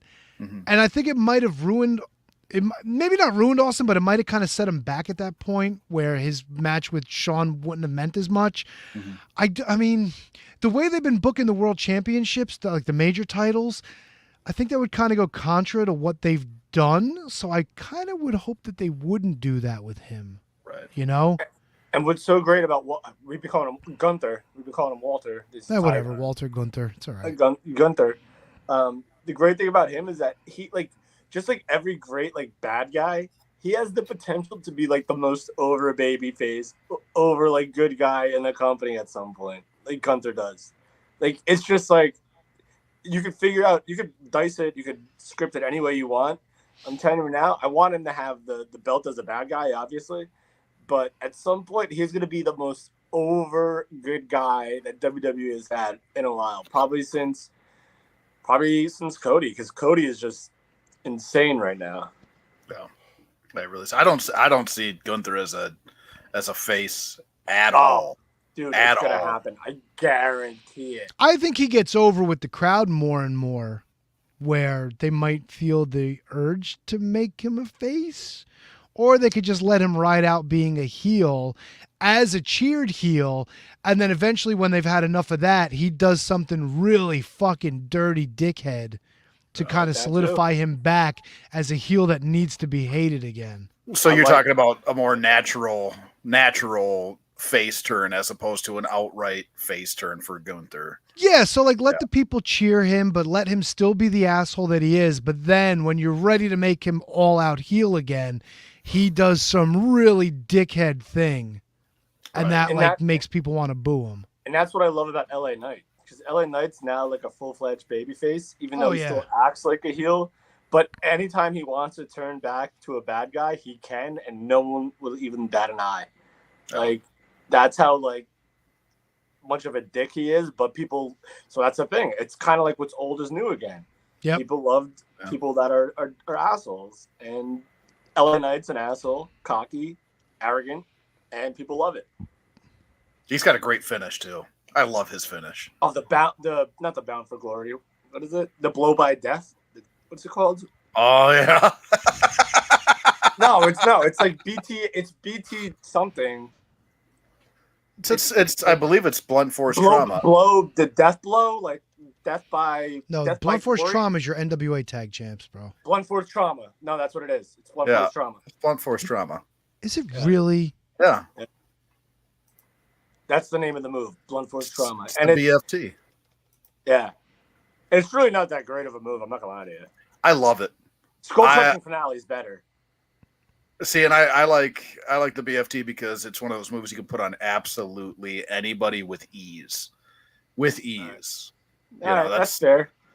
Blunt Force, but that's fucking that's Sandow's fucking tag team, man. That's probably where he got it from. Because they were tag team partners too a while ago. I think in OVW or something. In developmental, Aaron Stevens and LA Knight were boys. So that's probably an homage. Oh, an homage. That's right. That's right. Blunt Look at my vernacular. Force Trauma. Damage and Carnage. God bless those boys. God bless Rodney Mack for doing this with Marche, man. They've got a good thing going. Still talk about NWA. No, well, you brought up Blunt Force Trauma, dude. A fucking, we got to slide it in there. Oh yeah. Fuck yeah, dude. Yeah. So what do you think? You think Jungle Jack's done? Indefinitely suspended. Would anybody care if he is? I wish they would have fired him too, to be honest with you. Yep. Listen, Young Boy Jack was fun, but then I said it a million times on the show. Once they turned him heel, like Bland City Boulevard, like whatever. No, they got to give him a chance. They got to give him a chance to be a heel. I think it was starting to work. I don't understand the reason of like having him beat Hook and then lose it right back to Hook anyway. I don't think it did him any favors. Because Hook rules. But let him fucking, like, if they would have cut the leash off of him, and fucking just let him run, maybe he could have built up as a heel. I think he was kind of boring as part of Jurassic Express, to be honest with you. Well, it was everyone else in that group that made him better to me. Yeah. Fucking Marco. Let's be honest. Marco Stunt was the only one in that group that really had any kind of fucking energy or personality. Oh, geez. You hear that, Matt? Listen. You hear that? Listen. You hear that, sometimes you got to call it the way you see it, right, bro? Yeah. I'm kind of with you, man. Like, I don't know why he was there, but once he was there, like, he fit. Like, yeah, but he was good. He was good for about 5 weeks, and I had enough of him. He was like that little dinosaur from Land of the Lost. There was like a big dinosaur. Like, he was just a little thing that just ran around all the time. Stink, I think his name was. So I don't think that it is like them dismissing CM Punk, firing CM Punk, and then just suspending Jack Perry. I mean, I think that's kind of got to go equal across the board, depending on what transpired on in the footage. Backstage. Yeah, there's two things that go against him. One, CM Punk's got a track record, and two, he may not have been physically aggressive. Did he do a very dickish thing? Yes, he did. Was he physically aggressive backstage with Punk, or was this all Punk's doing? We don't know. I would guess that he wouldn't have the balls to step up to Punk, but I wasn't there. If he did, and he started throwing fists before Punk did, yeah, probably he should have been fired. But if he didn't, they're probably just going to give him a little cooling off period and let him be on his way and come back and do all this shit again. And everything that I've read about his character is he's a jackass. Like, I have never once read anything that would lead me to believe that he's a guy that you want to just hang out with, right? Yeah, you don't have to a be around. beer, chill, right. yeah. Everything I've ever read about him is that he's an absolute prick. So he can go away. Punk or Jack? Jack. And fucking Anna's got resting bitch face too, so she's probably not a fucking ball of fun either. And the other thing is too, like with the whole incident and CM Punk getting fired and Jack just being suspended, like if Jack doesn't start anything, yep, right? Like Will Smith said in Independence Day, don't start nothing, won't be nothing. If Jack Perry doesn't do a fucking thing, this never happens. So he shoulders some of that blame. And I do wonder if not Jack Perry, would there have been something else that came along eventually? Probably. Maybe. And I think also Punk was probably all fired up with the whole Atlanta thing beforehand. So he was probably not in the best of moods. And then he hears this cocksucker yelling, "Cry me a river." He's like, "Oh, are you fucking joking me?" I also heard, Tony, that Punk was asked to intervene and asked to talk. Yes. To No, Jack he Perry. was 100%. He absolutely was. And so, as a younger guy in the business, despite what you feel about him personally, if a CM Punk or an Undertaker or a John Cena or a Triple H or even like a Miz or Sami Zayn or Kevin Owens comes up to you and they give you advice, and then you don't take their advice, and then not only do you not take their advice, you spit it right back in their face. Right. Fuck you. Yep. Fuck you, because that's not, you might think that it's best for your spot, and that in most cases that could be okay, but when someone of that stature comes to you and advises you not to do something and you don't do it, you won't be working there anymore. If it's an indie, Kev, right? Like if it's an indie, you will be gone. Yep. Or if it's like it could be, it could very well be AEW. Like you'll be gone. And I know, so this is why I more feel like Punk and AEW's relationship agreement is more mutual than it seems on the surface. Like I really think that they were just like both like, fuck it, we'll both be done, like, and we'll get out. That's what it feels like to me. Did you hear Mark Henry's comments on the whole situation? Oh, he was on fire. It was very good. I brought him up here. It says Mark Henry says, now you can go freely. Now you can freely go, and there will be no more complaining. There should be no more complaining. The problem is gone. The so-called problem is. Everything should be shits and giggles and unicorn pee and rainbow blankets. That's what it should be now. I'm curious to see how it's going to be. The problem is solved. Ooh. Unicorn pee, guys. What do you think? I think Mark Henry quietly said this was a mistake. That's the way I read it. That's the way. Yep. Wait, go on. Elaborate, because I don't get that. He pretty much said the problem should be gone and everything should be fucking sunshine, lollipops, rainbows, and unicorn pee. Now that Punk is gone, but he clearly did not mean that. Right. So he didn't mean that it was, he wasn't taking a shot at Punk. No, this was 100% the opposite. They'll just find somebody else to bitch about now. Yep.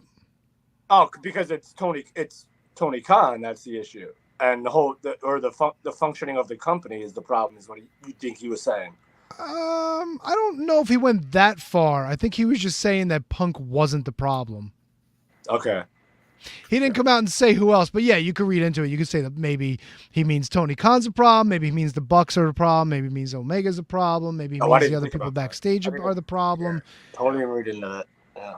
But listen, I mean, look, Mark Henry's also there. He's happy to get a paycheck. Christian's there. He's happy to get a paycheck. Fucking Tony Schiavone's the fucking happiest one to get a paycheck because that motherfucker doesn't chime in with shit. He's got the easiest job in the world. Hey, come on in. Hey, what do you think? And then dun dun dun dun dun. It's like, Tony, get out of here. Okay, and then he fucking just hands the microphone off, and that's it. Easiest fucking job in wrestling, that guy.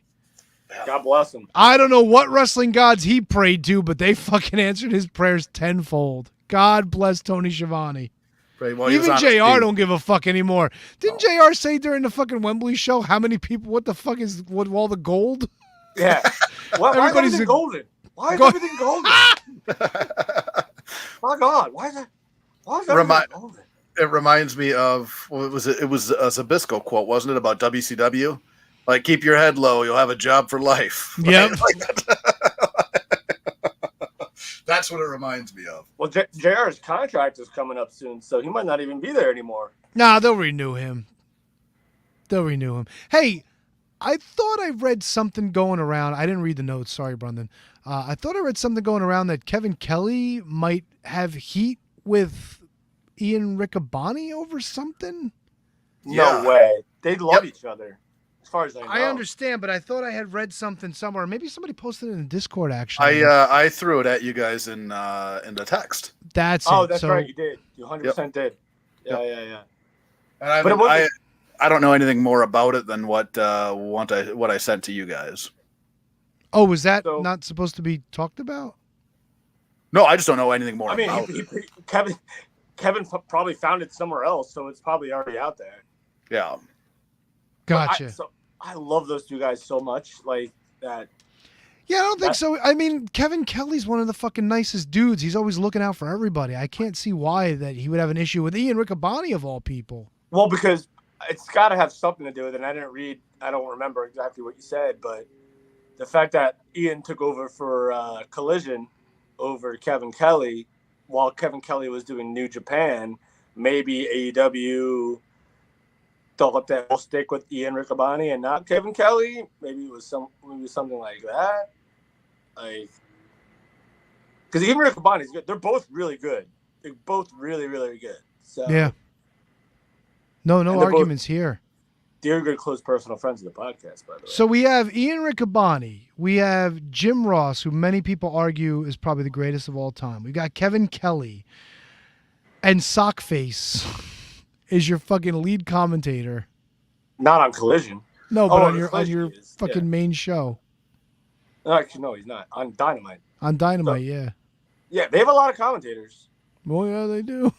So I found what I sent just because it sounded like Kevin Kelly was done with New Japan, and what came up was it says Kevin Kelly gone from New Japan for things like promoting the QAnon movie on the air. Ian Riccaboni is tearing him up in a VOW Discord.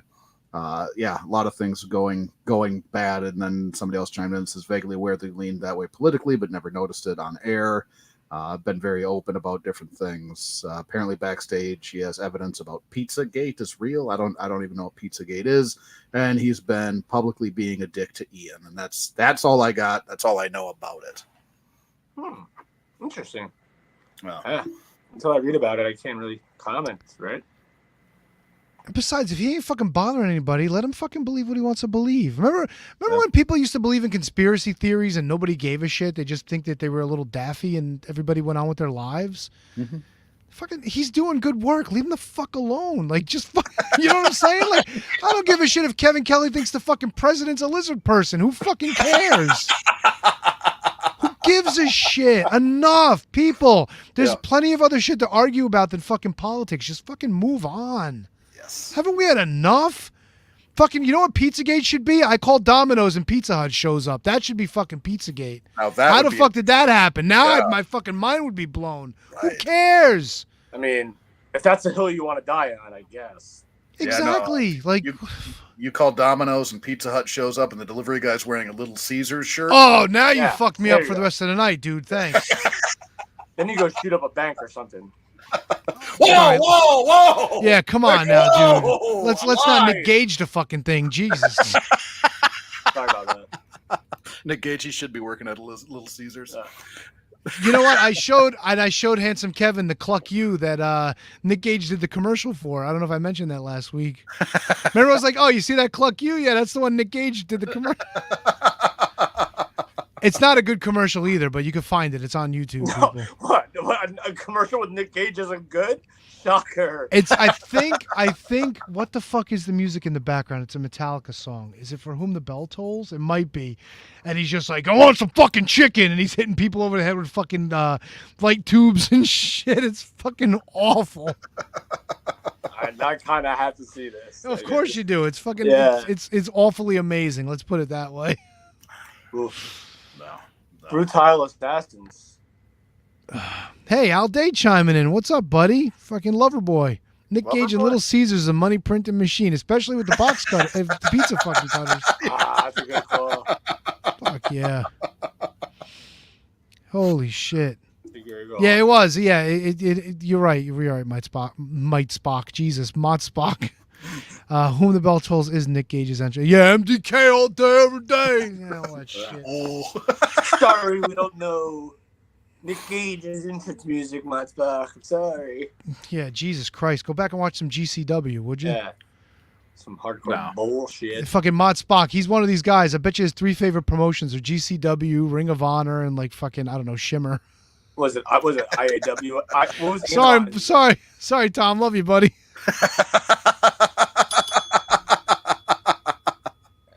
I mean, he's been a guest in my home, Tony. You can't tear him up like that. Nah, it's cool. He knows I'm just funning with him. Yeah, we are totally just joking. I don't even hate Nick Cage.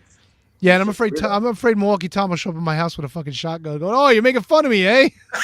What's that about? He's Canadian all of a sudden?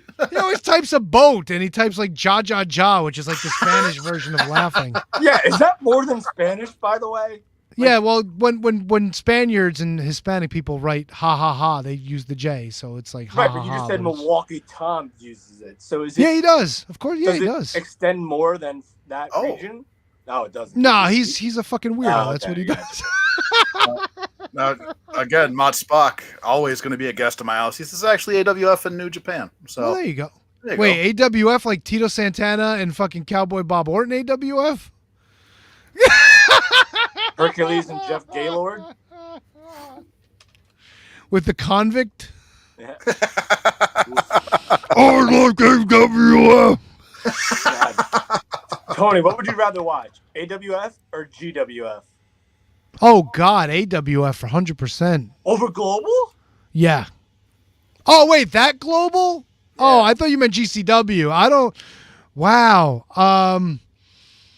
Probably Global, honestly. Global is huge, baby. You know why? Because Global had a lot of folks that I was unfamiliar with. Like honestly, like... You could pick any fucking, like even IWCCW or old ECW, like to see fucking Tito Santana, Don Morocco, Cowboy Bob Orton. Like you could see those guys anytime. Right. Global was up and coming folks. You know what I'm saying? That's right. Global was fucking, was Harlem Heat before they were Harlem Heat. Global was the fucking winner, Barry Horowitz. Global was fucking 1, 2, 3 Kid and Jerry Lynn. Like that was good unknown shit at the time.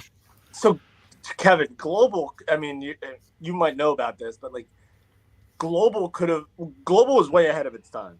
Way ahead of its time. And if it was around like today, Global would probably be on the same level as, dare I say, be careful. Impact? Probably Impact, right? Okay, you know what? That's fair. That's very fair.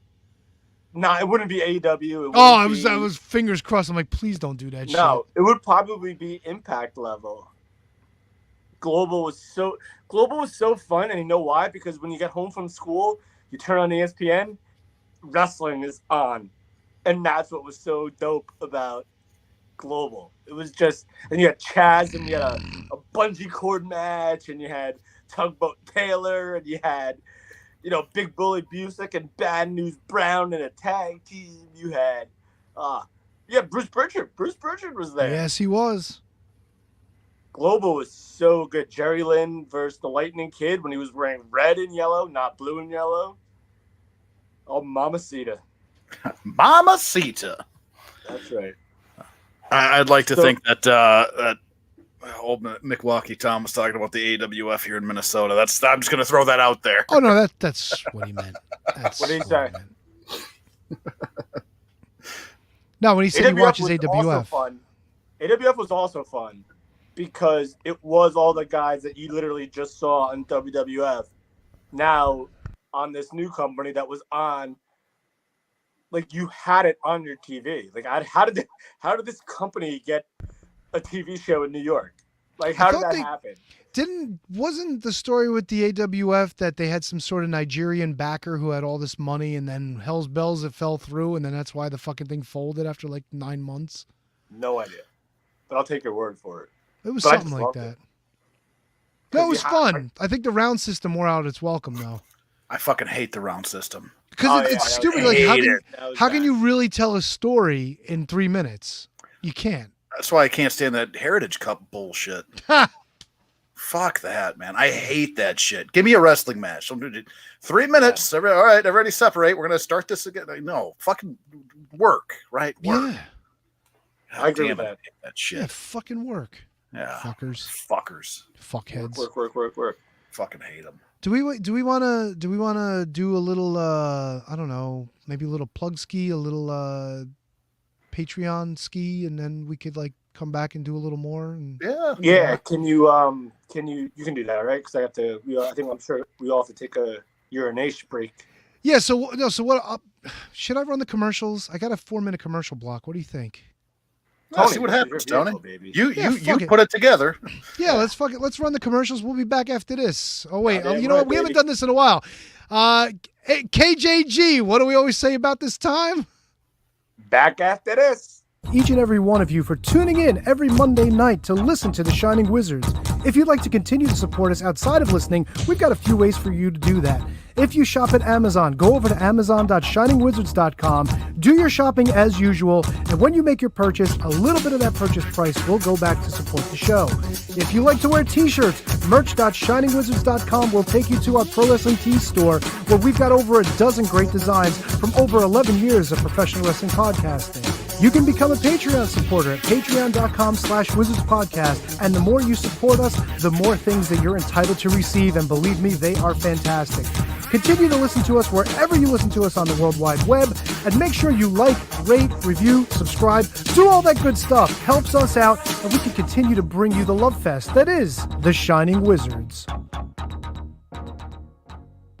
Are you tired of being lied to every day by the mainstream media? Do you want to know what's really going on in the world? Do you want to make up your own mind about things and not be told what to think or say? Then listen to Inconclusive Breakdown, a weekly anti-PC look at the world of entertainment and current events, brought to you without censorship or filters. You can find us everywhere you listen to podcasts, BitChute, and on ShiningWizardsNetwork.com. And also, we're a proud member of the Shining Wizards Network.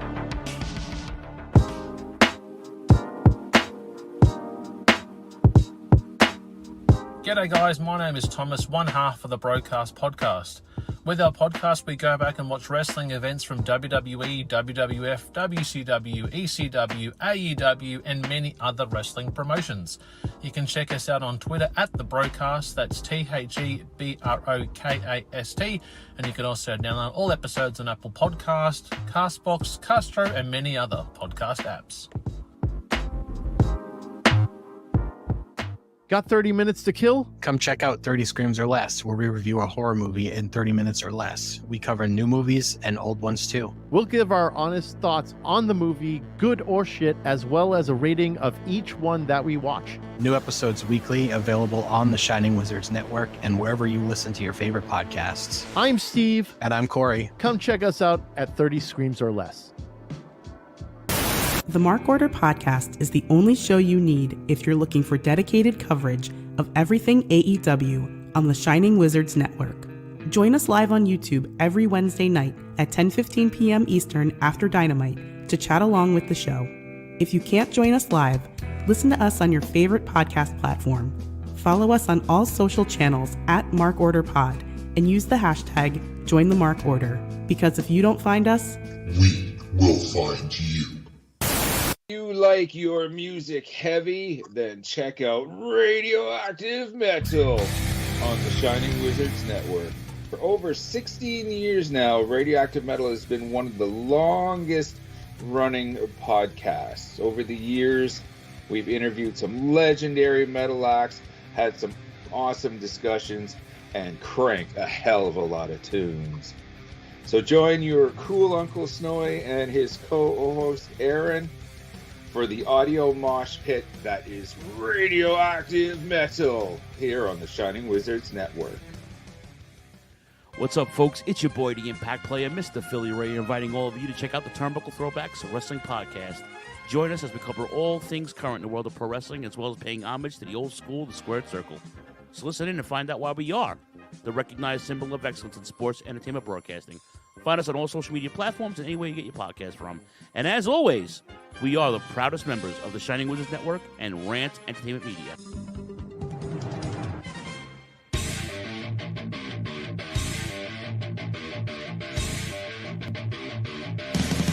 What's up, everyone? When on the Shining Wizards Network, be sure to check out Wrestling Night in Canada.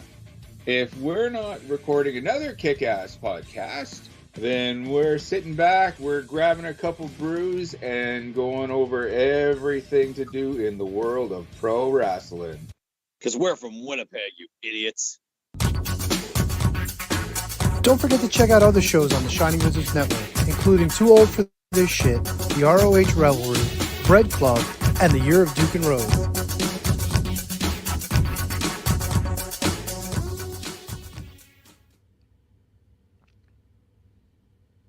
What'd you think?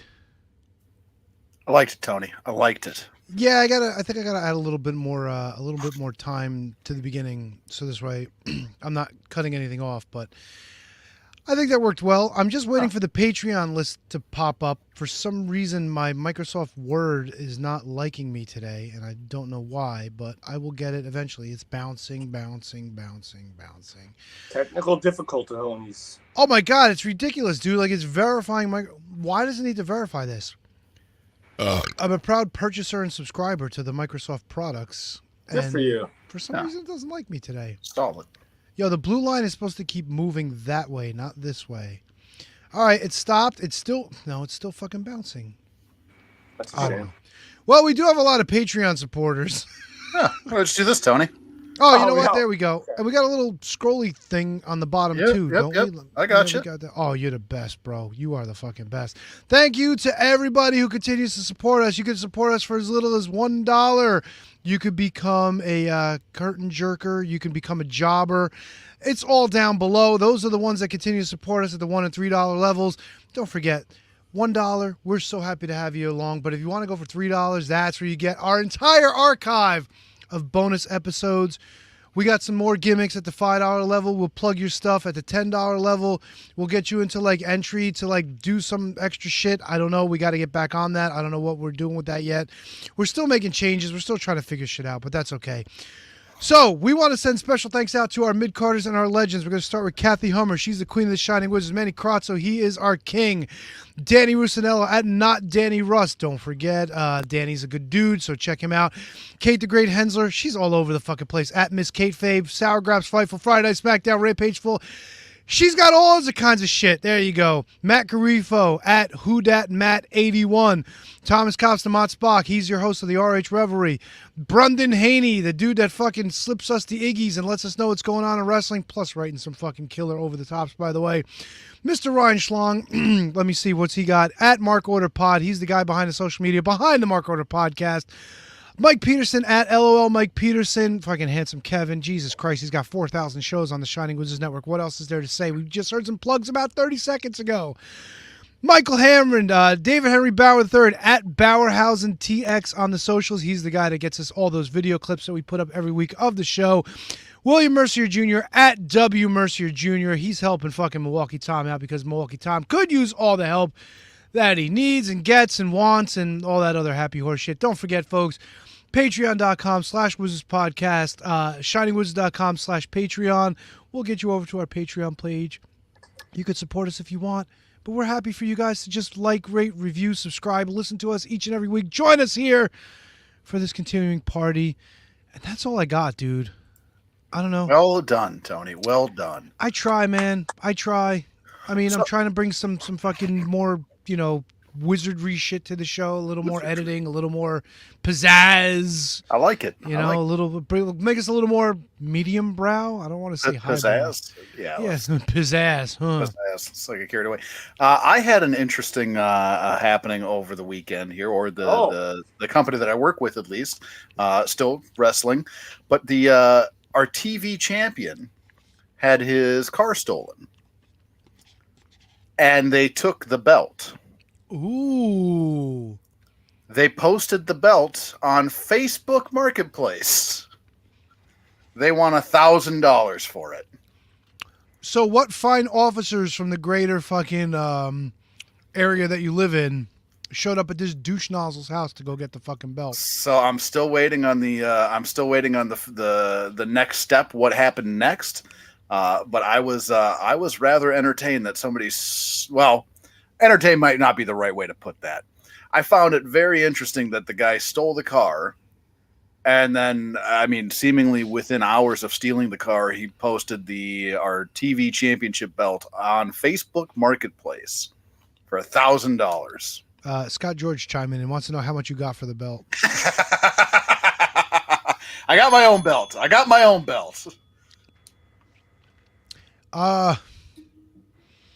Yeah, fucking idiots, man. They're all over the country. Yeah. They're all over the world. Facebook Marketplace?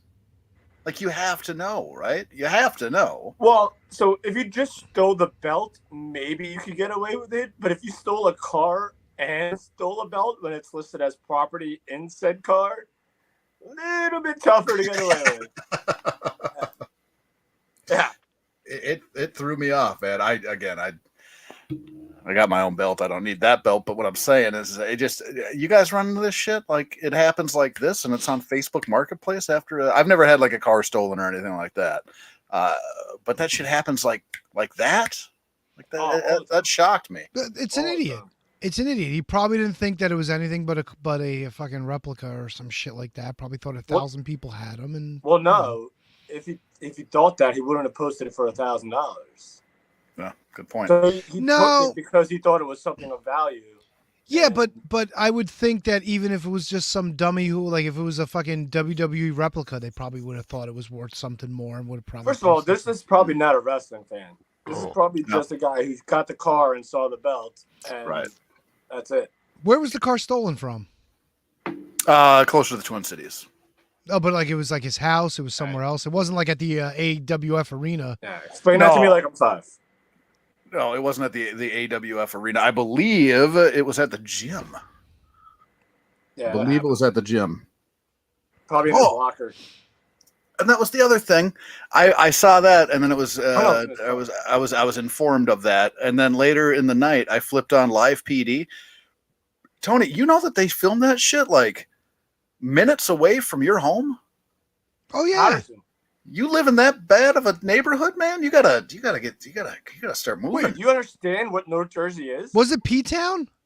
It's Patterson. Patterson's on Patrol Live all the time. I watch it religiously. Dude. Yeah. Dude, you listen, you don't understand, like when you saw like all the industrials, I told you, like, this area of New Jersey is just like New York City light. It's like everything from New York City, like finds its way over the river. So Jersey City, Patterson, Newark, and pretty much anything up and down the coast there, like Union City, West New York, like Bayonne, like it's all like rough shit in that area, man. Yeah, happens everywhere. Like where I'm from, East Orange. Yeah, like it's you living like fucking Irvington, like that whole area, dude. And but it literally happens everywhere. But sadly, you can tell where the people that are doing it are. I mean, you can't really. That's not really fair either. They're everywhere. Like the criminals are everywhere and they go everywhere.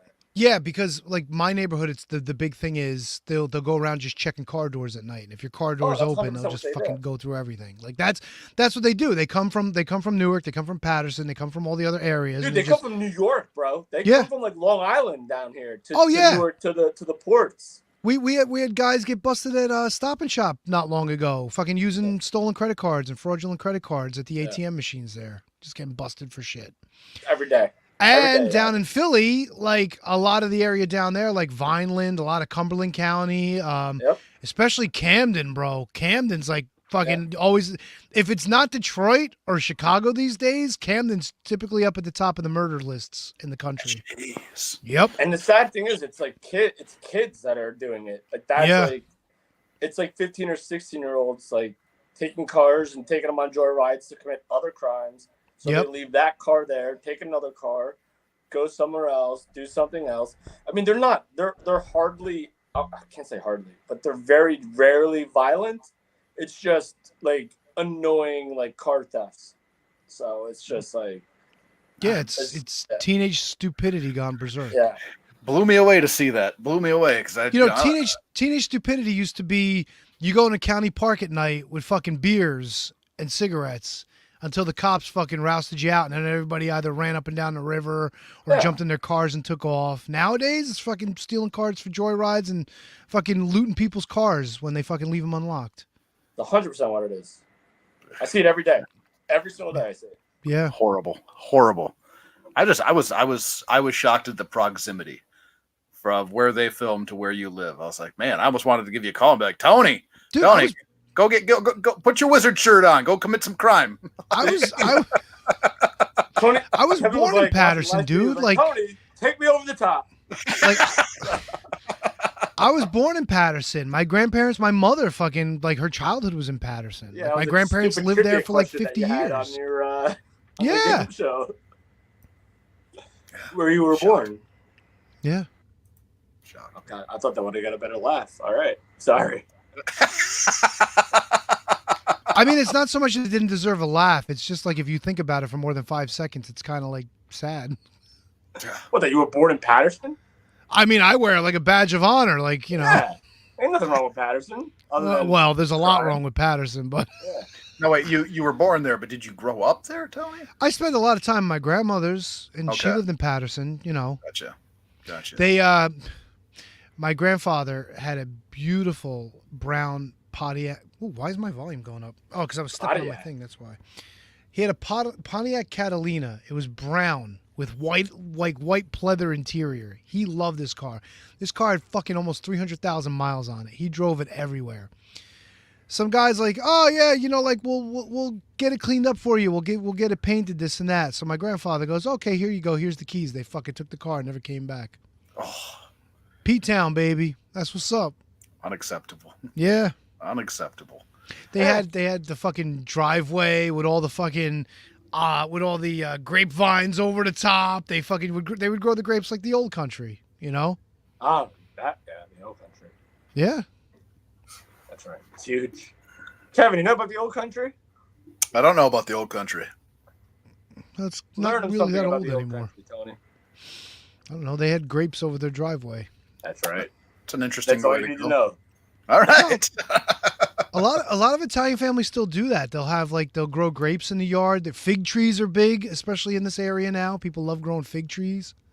Bro, so like back when I was a kid in the same house that I'm sitting in right now, we had this like 95-year-old Italian woman across the street who had a fig tree. Yep. And it was like, that's where like my family's Italian, right? So I get that. But like, that was like being Italy without even being in Italy. Yeah, and you gotta wrap it up over the winter too, or else it gets frost and it dies. 100%. No, seriously, they'll go out there and they'll fucking wrap the trees up, like no joke. They will, like with like the Christmas tree tarps. Yeah. They put them up like everywhere. Yeah, it was great. It'll be great. It'd be great. What are you? It'll be great. I'm freaking great. It'll be freaking great. Freaking great. Sons of bitches. So Tony, I got here late because of my technical issues. Did we talk picks? No, we didn't talk picks. We have the banner though, don't we? I got it. Oh, you're the best. Kevin, little change of position this week, by the way. No way. I went 5-1 and 10-2. You went 5-1 and 8-4. So your one match lead swung the other way. You beating me? Yep. I don't like it.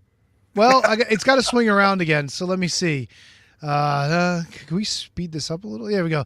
So I'm 183, 74 and 2. I went 5-1 at the fucking WWE, and then 10-2 for AEW. You're 182, 75-2. You're one back, 5-1 and 8-4. That was the swing difference. Matt is at 174, 83-2. He's far back already. 4-2 and 7-5. Brundon 174, 83-2. I guess he's tied with Matt, 4-2 and 10-2. Handsome Kevin coming back, 5-1 and 10-2. Good Lord, dude. I don't like good weekend of picks for me. Still got a lot of ground, but that was a good weekend of picks. Kicked myself on the Judgment Day. Kicked myself on that one. That was one. Bro, a lot of great, dude. You're 16 back. Yeah. It was rough out of the gate, man. It was rough out of the gate. The Judgment Day one actually makes sense for picking, like, just based on where that story is, and having Damian Priest and Finn Balor hitting each other, but also being the champions. It's like, it's an easy story device to tell, and I should have known that. And I should have picked Judgment Day for that. Yeah, I waffled quite a bit. Went back and forth. Handsome Kevin and I were talking about it earlier. That was one that I should have saw the writing on the wall with that one, but it is what it is. The match was entertaining. Probably was the most enjoyable match on the card for me. Was that, which is interesting because I don't normally like those overly gimmick matches, but that Steel City Street Fight was that was an entertaining match. And like the gimmick spots they did kind of made me chuckle.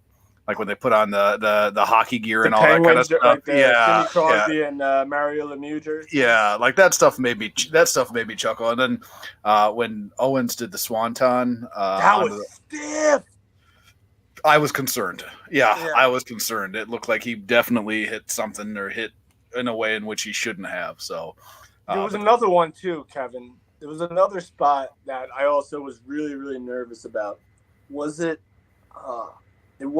Well, first of all, I hate the spear into the barricade because that's been done to death, even though it was Rhea Ripley, which is fun, which is awesome, which is kind of cool. But there was another spot that I was like, oh my God, that was fucking stiff. And I'm sorry that I'm blanking on it, so the story is kind of going nowhere. But that Swanton, his like coccyx, his like tailbone can't be feeling good today at all. No.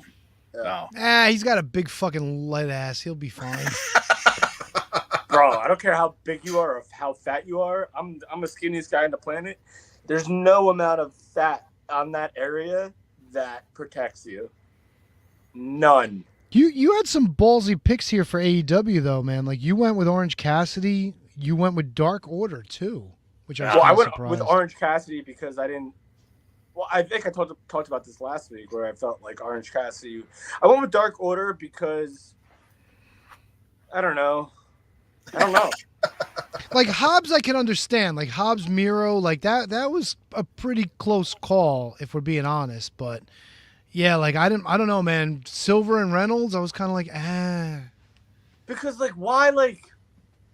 why give them that win and then not do it? And then, maybe, first of all, Adam Cole and MJF as the ROH champions. I guess they're still trying to sell a network for a TV show, so let's put our tag titles on the two biggest stars we got. But I just felt like that would be kind of starting to blow off between MJF and Cole. So put the belts on Dark Order. People love them. Do they? Reynolds and Silver, 100%. When freaking Tony Khan decides to let people love them. I was gonna say, if people loved them, you would think that they'd be on TV a little bit more. Yeah, you would think at this point, like they would just do something with Reynolds and Silver and just cut the rest of the Dark Order loose to fucking just move on, man. Well, there's only 3 of them. But that's the thing, like Dark Order's just kind of who's in there yet? Pizzeria Uno? Yeah. So I don't know. Get him back with Stu. Isn't Stu back? Or no, they split up Stu, didn't they? Stu is. He's with I don't know what Stu is, actually. He's with the Righteous now. He was with the Righteous, but I don't even think he's with them anymore. So then what the Dark Alan Order's... Angels is in Impact as a completely different dude. So yeah, I mean it's kind of over, right? I mean just let Reynolds and Silver just be the Dark Order and that's it. I don't know. Or bring Colt back. I don't really need Colt Cabana on TV. Well, now that Punk is gone, why not bring freaking Colt back and let him be? the fourth man. Honestly, like, I hate to say it, like, I really don't care if Cole Cabana's back on my TV. I don't know. I just don't. I'm with you. I didn't really think about it until right now. Like Reynolds and Silver, you could like give those guys something new, repackage them, because Reynolds and Silver is a good fucking team. Like, do something with them. Give them a shot. You know. It just stinks that Johnny Silver has so much charisma, and while Alex Reynolds is so good in the ring, and actually Silver is too, to be honest with you, because I've seen both those guys. Silver's a good straight man. He works well. Like when like I used to like watching. The opposite. For real? Straight man. He's Johnny Hungry.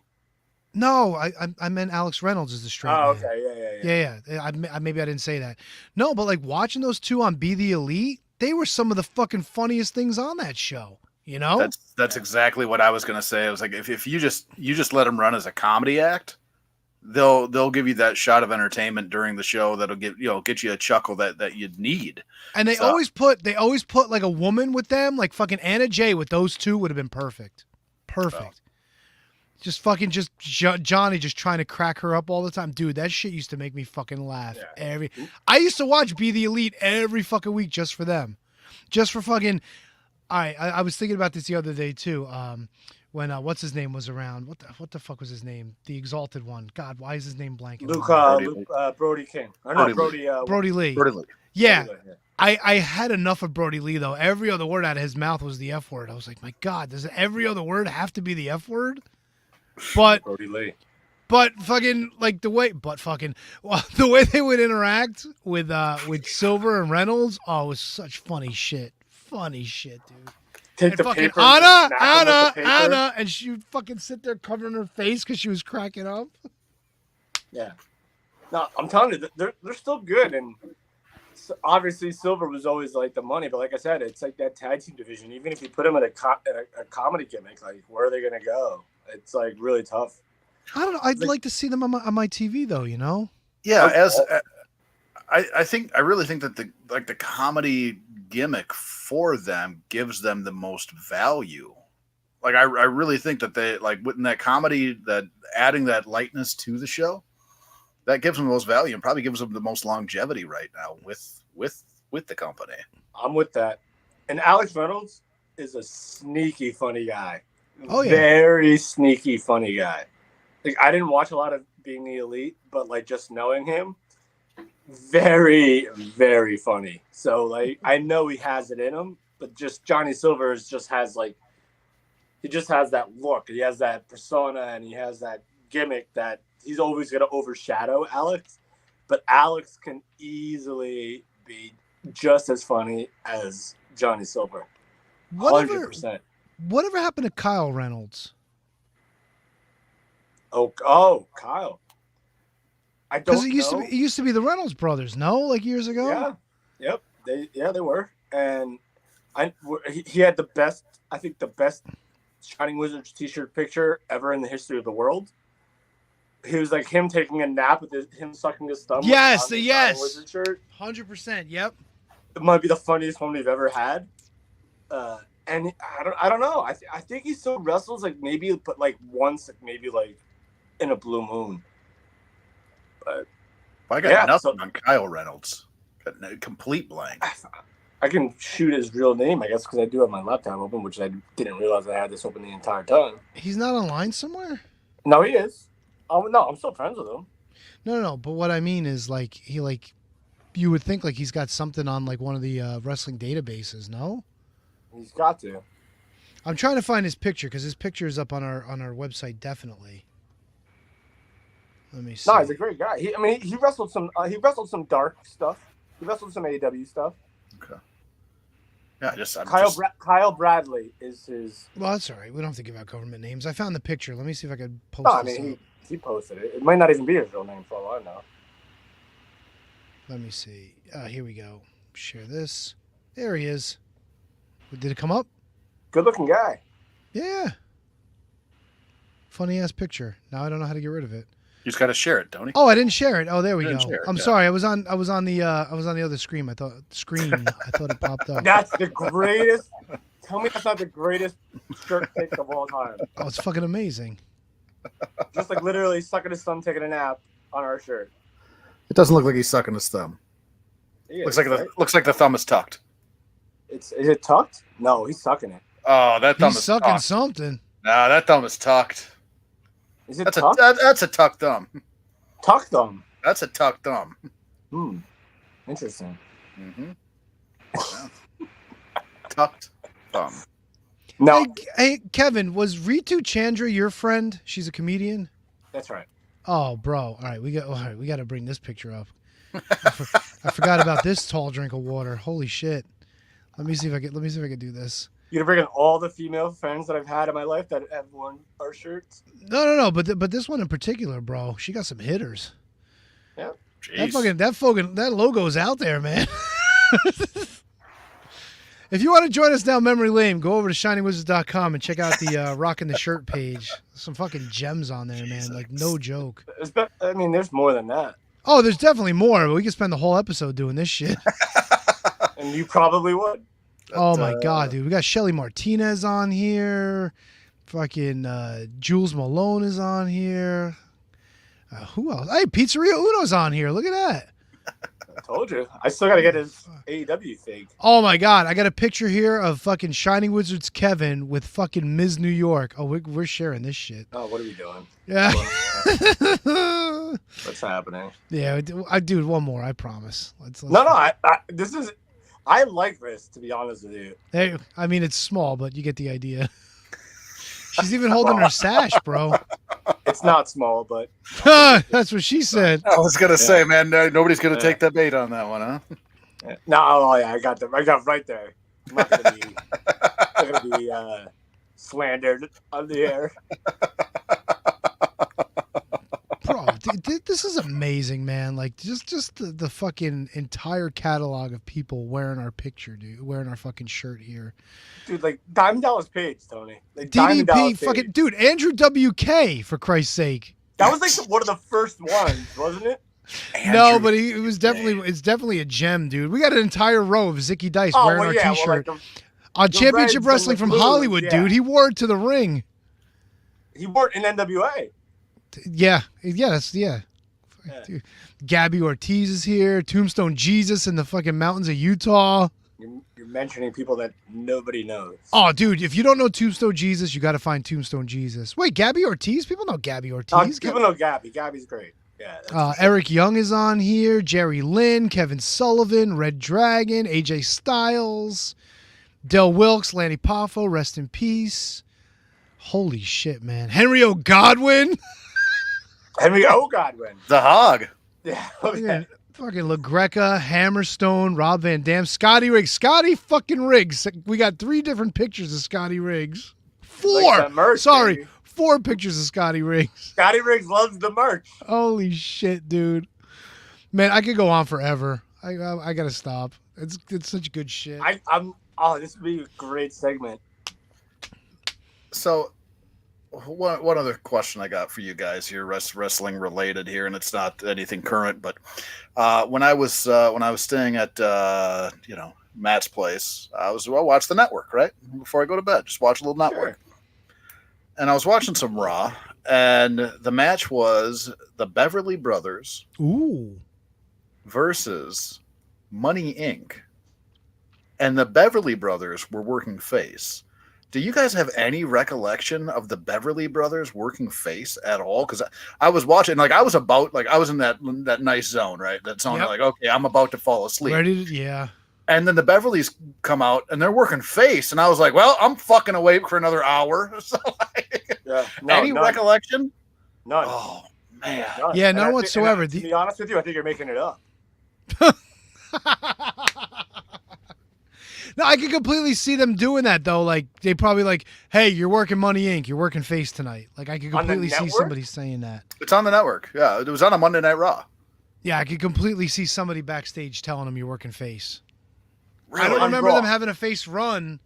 Were they long for the WWF at that point? No. It was They Tori. were there from 92 to like maybe mid 93. They were in WCW by like 95. So this would have had to have been before the Mania title defense, maybe? I wish I could remember exactly where Well, where Mania, it was. yeah, Mania is April '93. And we're joking, so I honestly believe that it did happen. No, but, of course. Like, no fucking way. Like, get the fuck out of here. Were they good faces? No. No, I mean, like, you could tell you could tell that they maybe rarely ever worked face, especially as a team, and they still implemented some of the heel tactics, like choking. I think they choked DiBiase with the tag rope, stuff like that. Like, they still worked their heel shtick, but they were definitely the faces in the match. Like, they pumped the crowd up a little bit, not a ton, but it was there, and the crowd was cheering for them. It was strange. It's not unheard of. Here's something I interesting. kind of do remember it. The more, like, my mind is like a fucking weird like egg, right? So like, the more I think about it, the more I do kind of remember this. So it says Wayne Bloom left WWF in April '93 and semi-retired, while Enos still stayed as Blake Beverly for a few months, working as enhancement talent on the syndicated shows. Although here's something else interesting. And Blake would team with weird ass dudes sometimes. Completely possible, for sure. It says throughout late '92 and early '93, they found themselves in comedic mixed tag matches paired with Little Louie against the Bushwhackers, geez, easy for me to say, and Tiger Jackson. Yeah, that's nothing. That's nothing new. You don't remember Tiger Jackson? He was trained by Sky Lolo and Little Brutus. Yeah. Wait. Tiger Jackson's was Claude Giroux? Yeah, French Canadian. Dink. He was Dink. He was Dink the Clown. He was Little Hulkster, the Macho Midget, and Tiny Tim. Well, of course. Do the Tulips. Oh, shit. Teamed with his brother Lionel Giroux, who you might know as Little Beaver. Oh. He was Little Beaver's brother. Little Beaver brother. In the same fam? Yeah. It's pretty impressive. I think there's an entire show on like Lifetime or A&E where it's like all the family's midgets except like one kid isn't, which is weird. Yeah. I don't know. No, weird shit I find on I don't want to get there, but it's pretty good that you got two and one right there. I think the parents got divorced, and each parent who was a little person wound up marrying or getting in a relationship with a big person. Oh, hilarity ensued, believe me. Come on, let's be honest. Right? Nobody's worried about the lifestyles and like the ongoings of like your dwarf families. You know what I'm saying? Like that had to be 100% for laughs, right? I mean, coming up next after Full House, not so Full House. Half Full House, halfway house. They write themselves. Halfway house. I'm out. Tony, you win. I didn't realize you were into that type of television, Tony. Hey, if you get a chance, Google Bridget the Midget and have yourself a howling good night. I'm familiar, Tony. Have you not ever met Television Tony? Television Tony has a lot of interests. Oh. I don't really watch too much new TV, to be honest with you. I find myself watching that Teenage Euthanasia show on Cartoon Network, part of the Adult Swim. Yeah, so the gimmick is like the family owns a funeral home, and like the daughter of Baba, not that Baba, like grandma's name is Baba. She died, but she came back to life, so she's kind of like a walking zombie, but she's not really a zombie. She's just alive, not dead anymore, even though she's dead. Yeah, and she's got a daughter who's like kind of portly, and she's trying to make friends in school, and her mother's a whore, and like it's pretty funny. Is it like a? Oh, it's Adult Swim. It's not like on with Teen Titans or anything like that. I was gonna say, like in my head, and this might not even be close, but is it almost like a modern day type of Oblongs? Sort of, but not really, because the Oblongs, they all had problems, and this one is just like there's a mom. She's from the old country, and like the son is kind of like he's like sucks at mom's teat, like he's afraid to let her go, like he's like a big baby child, you know. And the daughter was a whore, and she died, and she has a kid, and she doesn't want she wants the kid to be a whore, but the kid wants to be a good. It's all over the place. Sounds like it. And they own a funeral home, so yeah. Won't be watching that one. Yeah, it's good times. You should check it out. Not gonna check it out. Is there anything else we want to discuss before we pull this train into the station? I feel like we need to do less labor on Labor Day. I think we're good, baby. Yeah. Do we have anything? What's going on next week? What do we have planned next week? I don't even know the schedule. Oh, Tony, next week. Get ready because we're hopping in that time machine, baby. We're hopping in the time machine. Say? Time machine. Next week is Retro Wizards, Tony. Retro Wizards? Wizards. I'm intrigued. Whew, well, you got to tune in to find out, buddy, because we're hopping in that. We're calling up Doc Brown. We're hopping in that fucking DeLorean. We're kicking the bitch down. We're hitting 88 miles per hour. We got 1.21 gigawatts. You bet your baby balls we do. Oh, yeah. And we're hopping in the time machine next week for Retro Wizards. It's going to be a fun time, man. It's going to be fucking awesome. Did you really believe me when I said what was next week? I didn't know. Yes. Yes. All right, Tony. You plug next week. Top my plug. No, I'm just going to the Jungle Jack. I'm going to the Jungle Jack School of Bullshit Acting. That's all. Yeah, go to the same school. Never. I was going to make a Pops joke. I'm going to leave it though.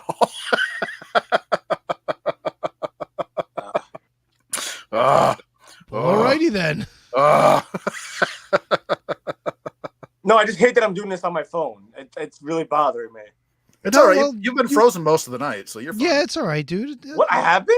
Yeah, your picture's been frozen, but your audio's been fine. Your audio's been absolutely fine. It's just that you're frozen, so it's all Are you good. sure that it's not just me being me? Listen, if you could sit there with one eye sort of open and the other one closed for like 3 minutes at a time, good on you. Very good chance. That's a fucking that's a skill I need to learn. Yeah. Because I haven't noticed anything on my end. Yeah, you're frozen right now. Yeah. You look good, but you look frozen. Yeah, you look good. You're frozen. Well, sorry about that. That's going to beat me up tomorrow. No worries. You're good. No, you're fine. Dude, you're fine. This was a fucking good time. We I think the big thing that we needed to cover was covered in depth, and we went over some pay-per-view action, and yeah, we talked a little global, a little AWF. Oh, hey, man, it's a vacation. Got it all in. It's a vacation day for most of us, so yeah. Well, we hope it's still the summer of the Wizards. We're next week or 2 weeks from now for me. Next week we'll come back correct, baby. That's fine, and if we don't, we don't. Whatever. No, what do you mean? We will. We have to. Maybe Matt's throwing pizzas around. Did they have pizza in 95? 93. No, I thought it was 95. It's 93, isn't it? It's 95. King Kong Bundy style, bro. 5. All right, 95 it is. I like how he's like the way he's frozen now because he kind of looks super baked. Like right there. Now he looks baked. Is it 93? It's 93. Man. It's going to be a fucking humdinger of a time next week. Please join us once again. Thank you for joining us tonight. We hope you guys had a great Labor Day. Hope you had some burgers and some dogs and some steaks and some of them fucking Minnesota sides like fucking sun chips and macaroni salads or fucking tuna salads or whatever. Fucking veggie plate, man. Veggie plate. Veggie plate. Veggies up your ass like fucking Rick Steiner and Sharpies. That's not how I take them in. I don't know what else to say, man. This is a great anthem to end the show on, as we always do. Want to thank Handsome Kevin and KJG for joining me tonight. It was fun as always. Big ups to Matt, still slinging them pies. Actually got stuck working even later, and he was not happy about it. But don't worry, man. He'll be happy next week when we take this shit back to 1995. Yes. What does that mean for you? You got to tune in and find out, people. I don't know. I guess we got to put the fucking gimmick up. There we go. Thank you so much, dude. And good.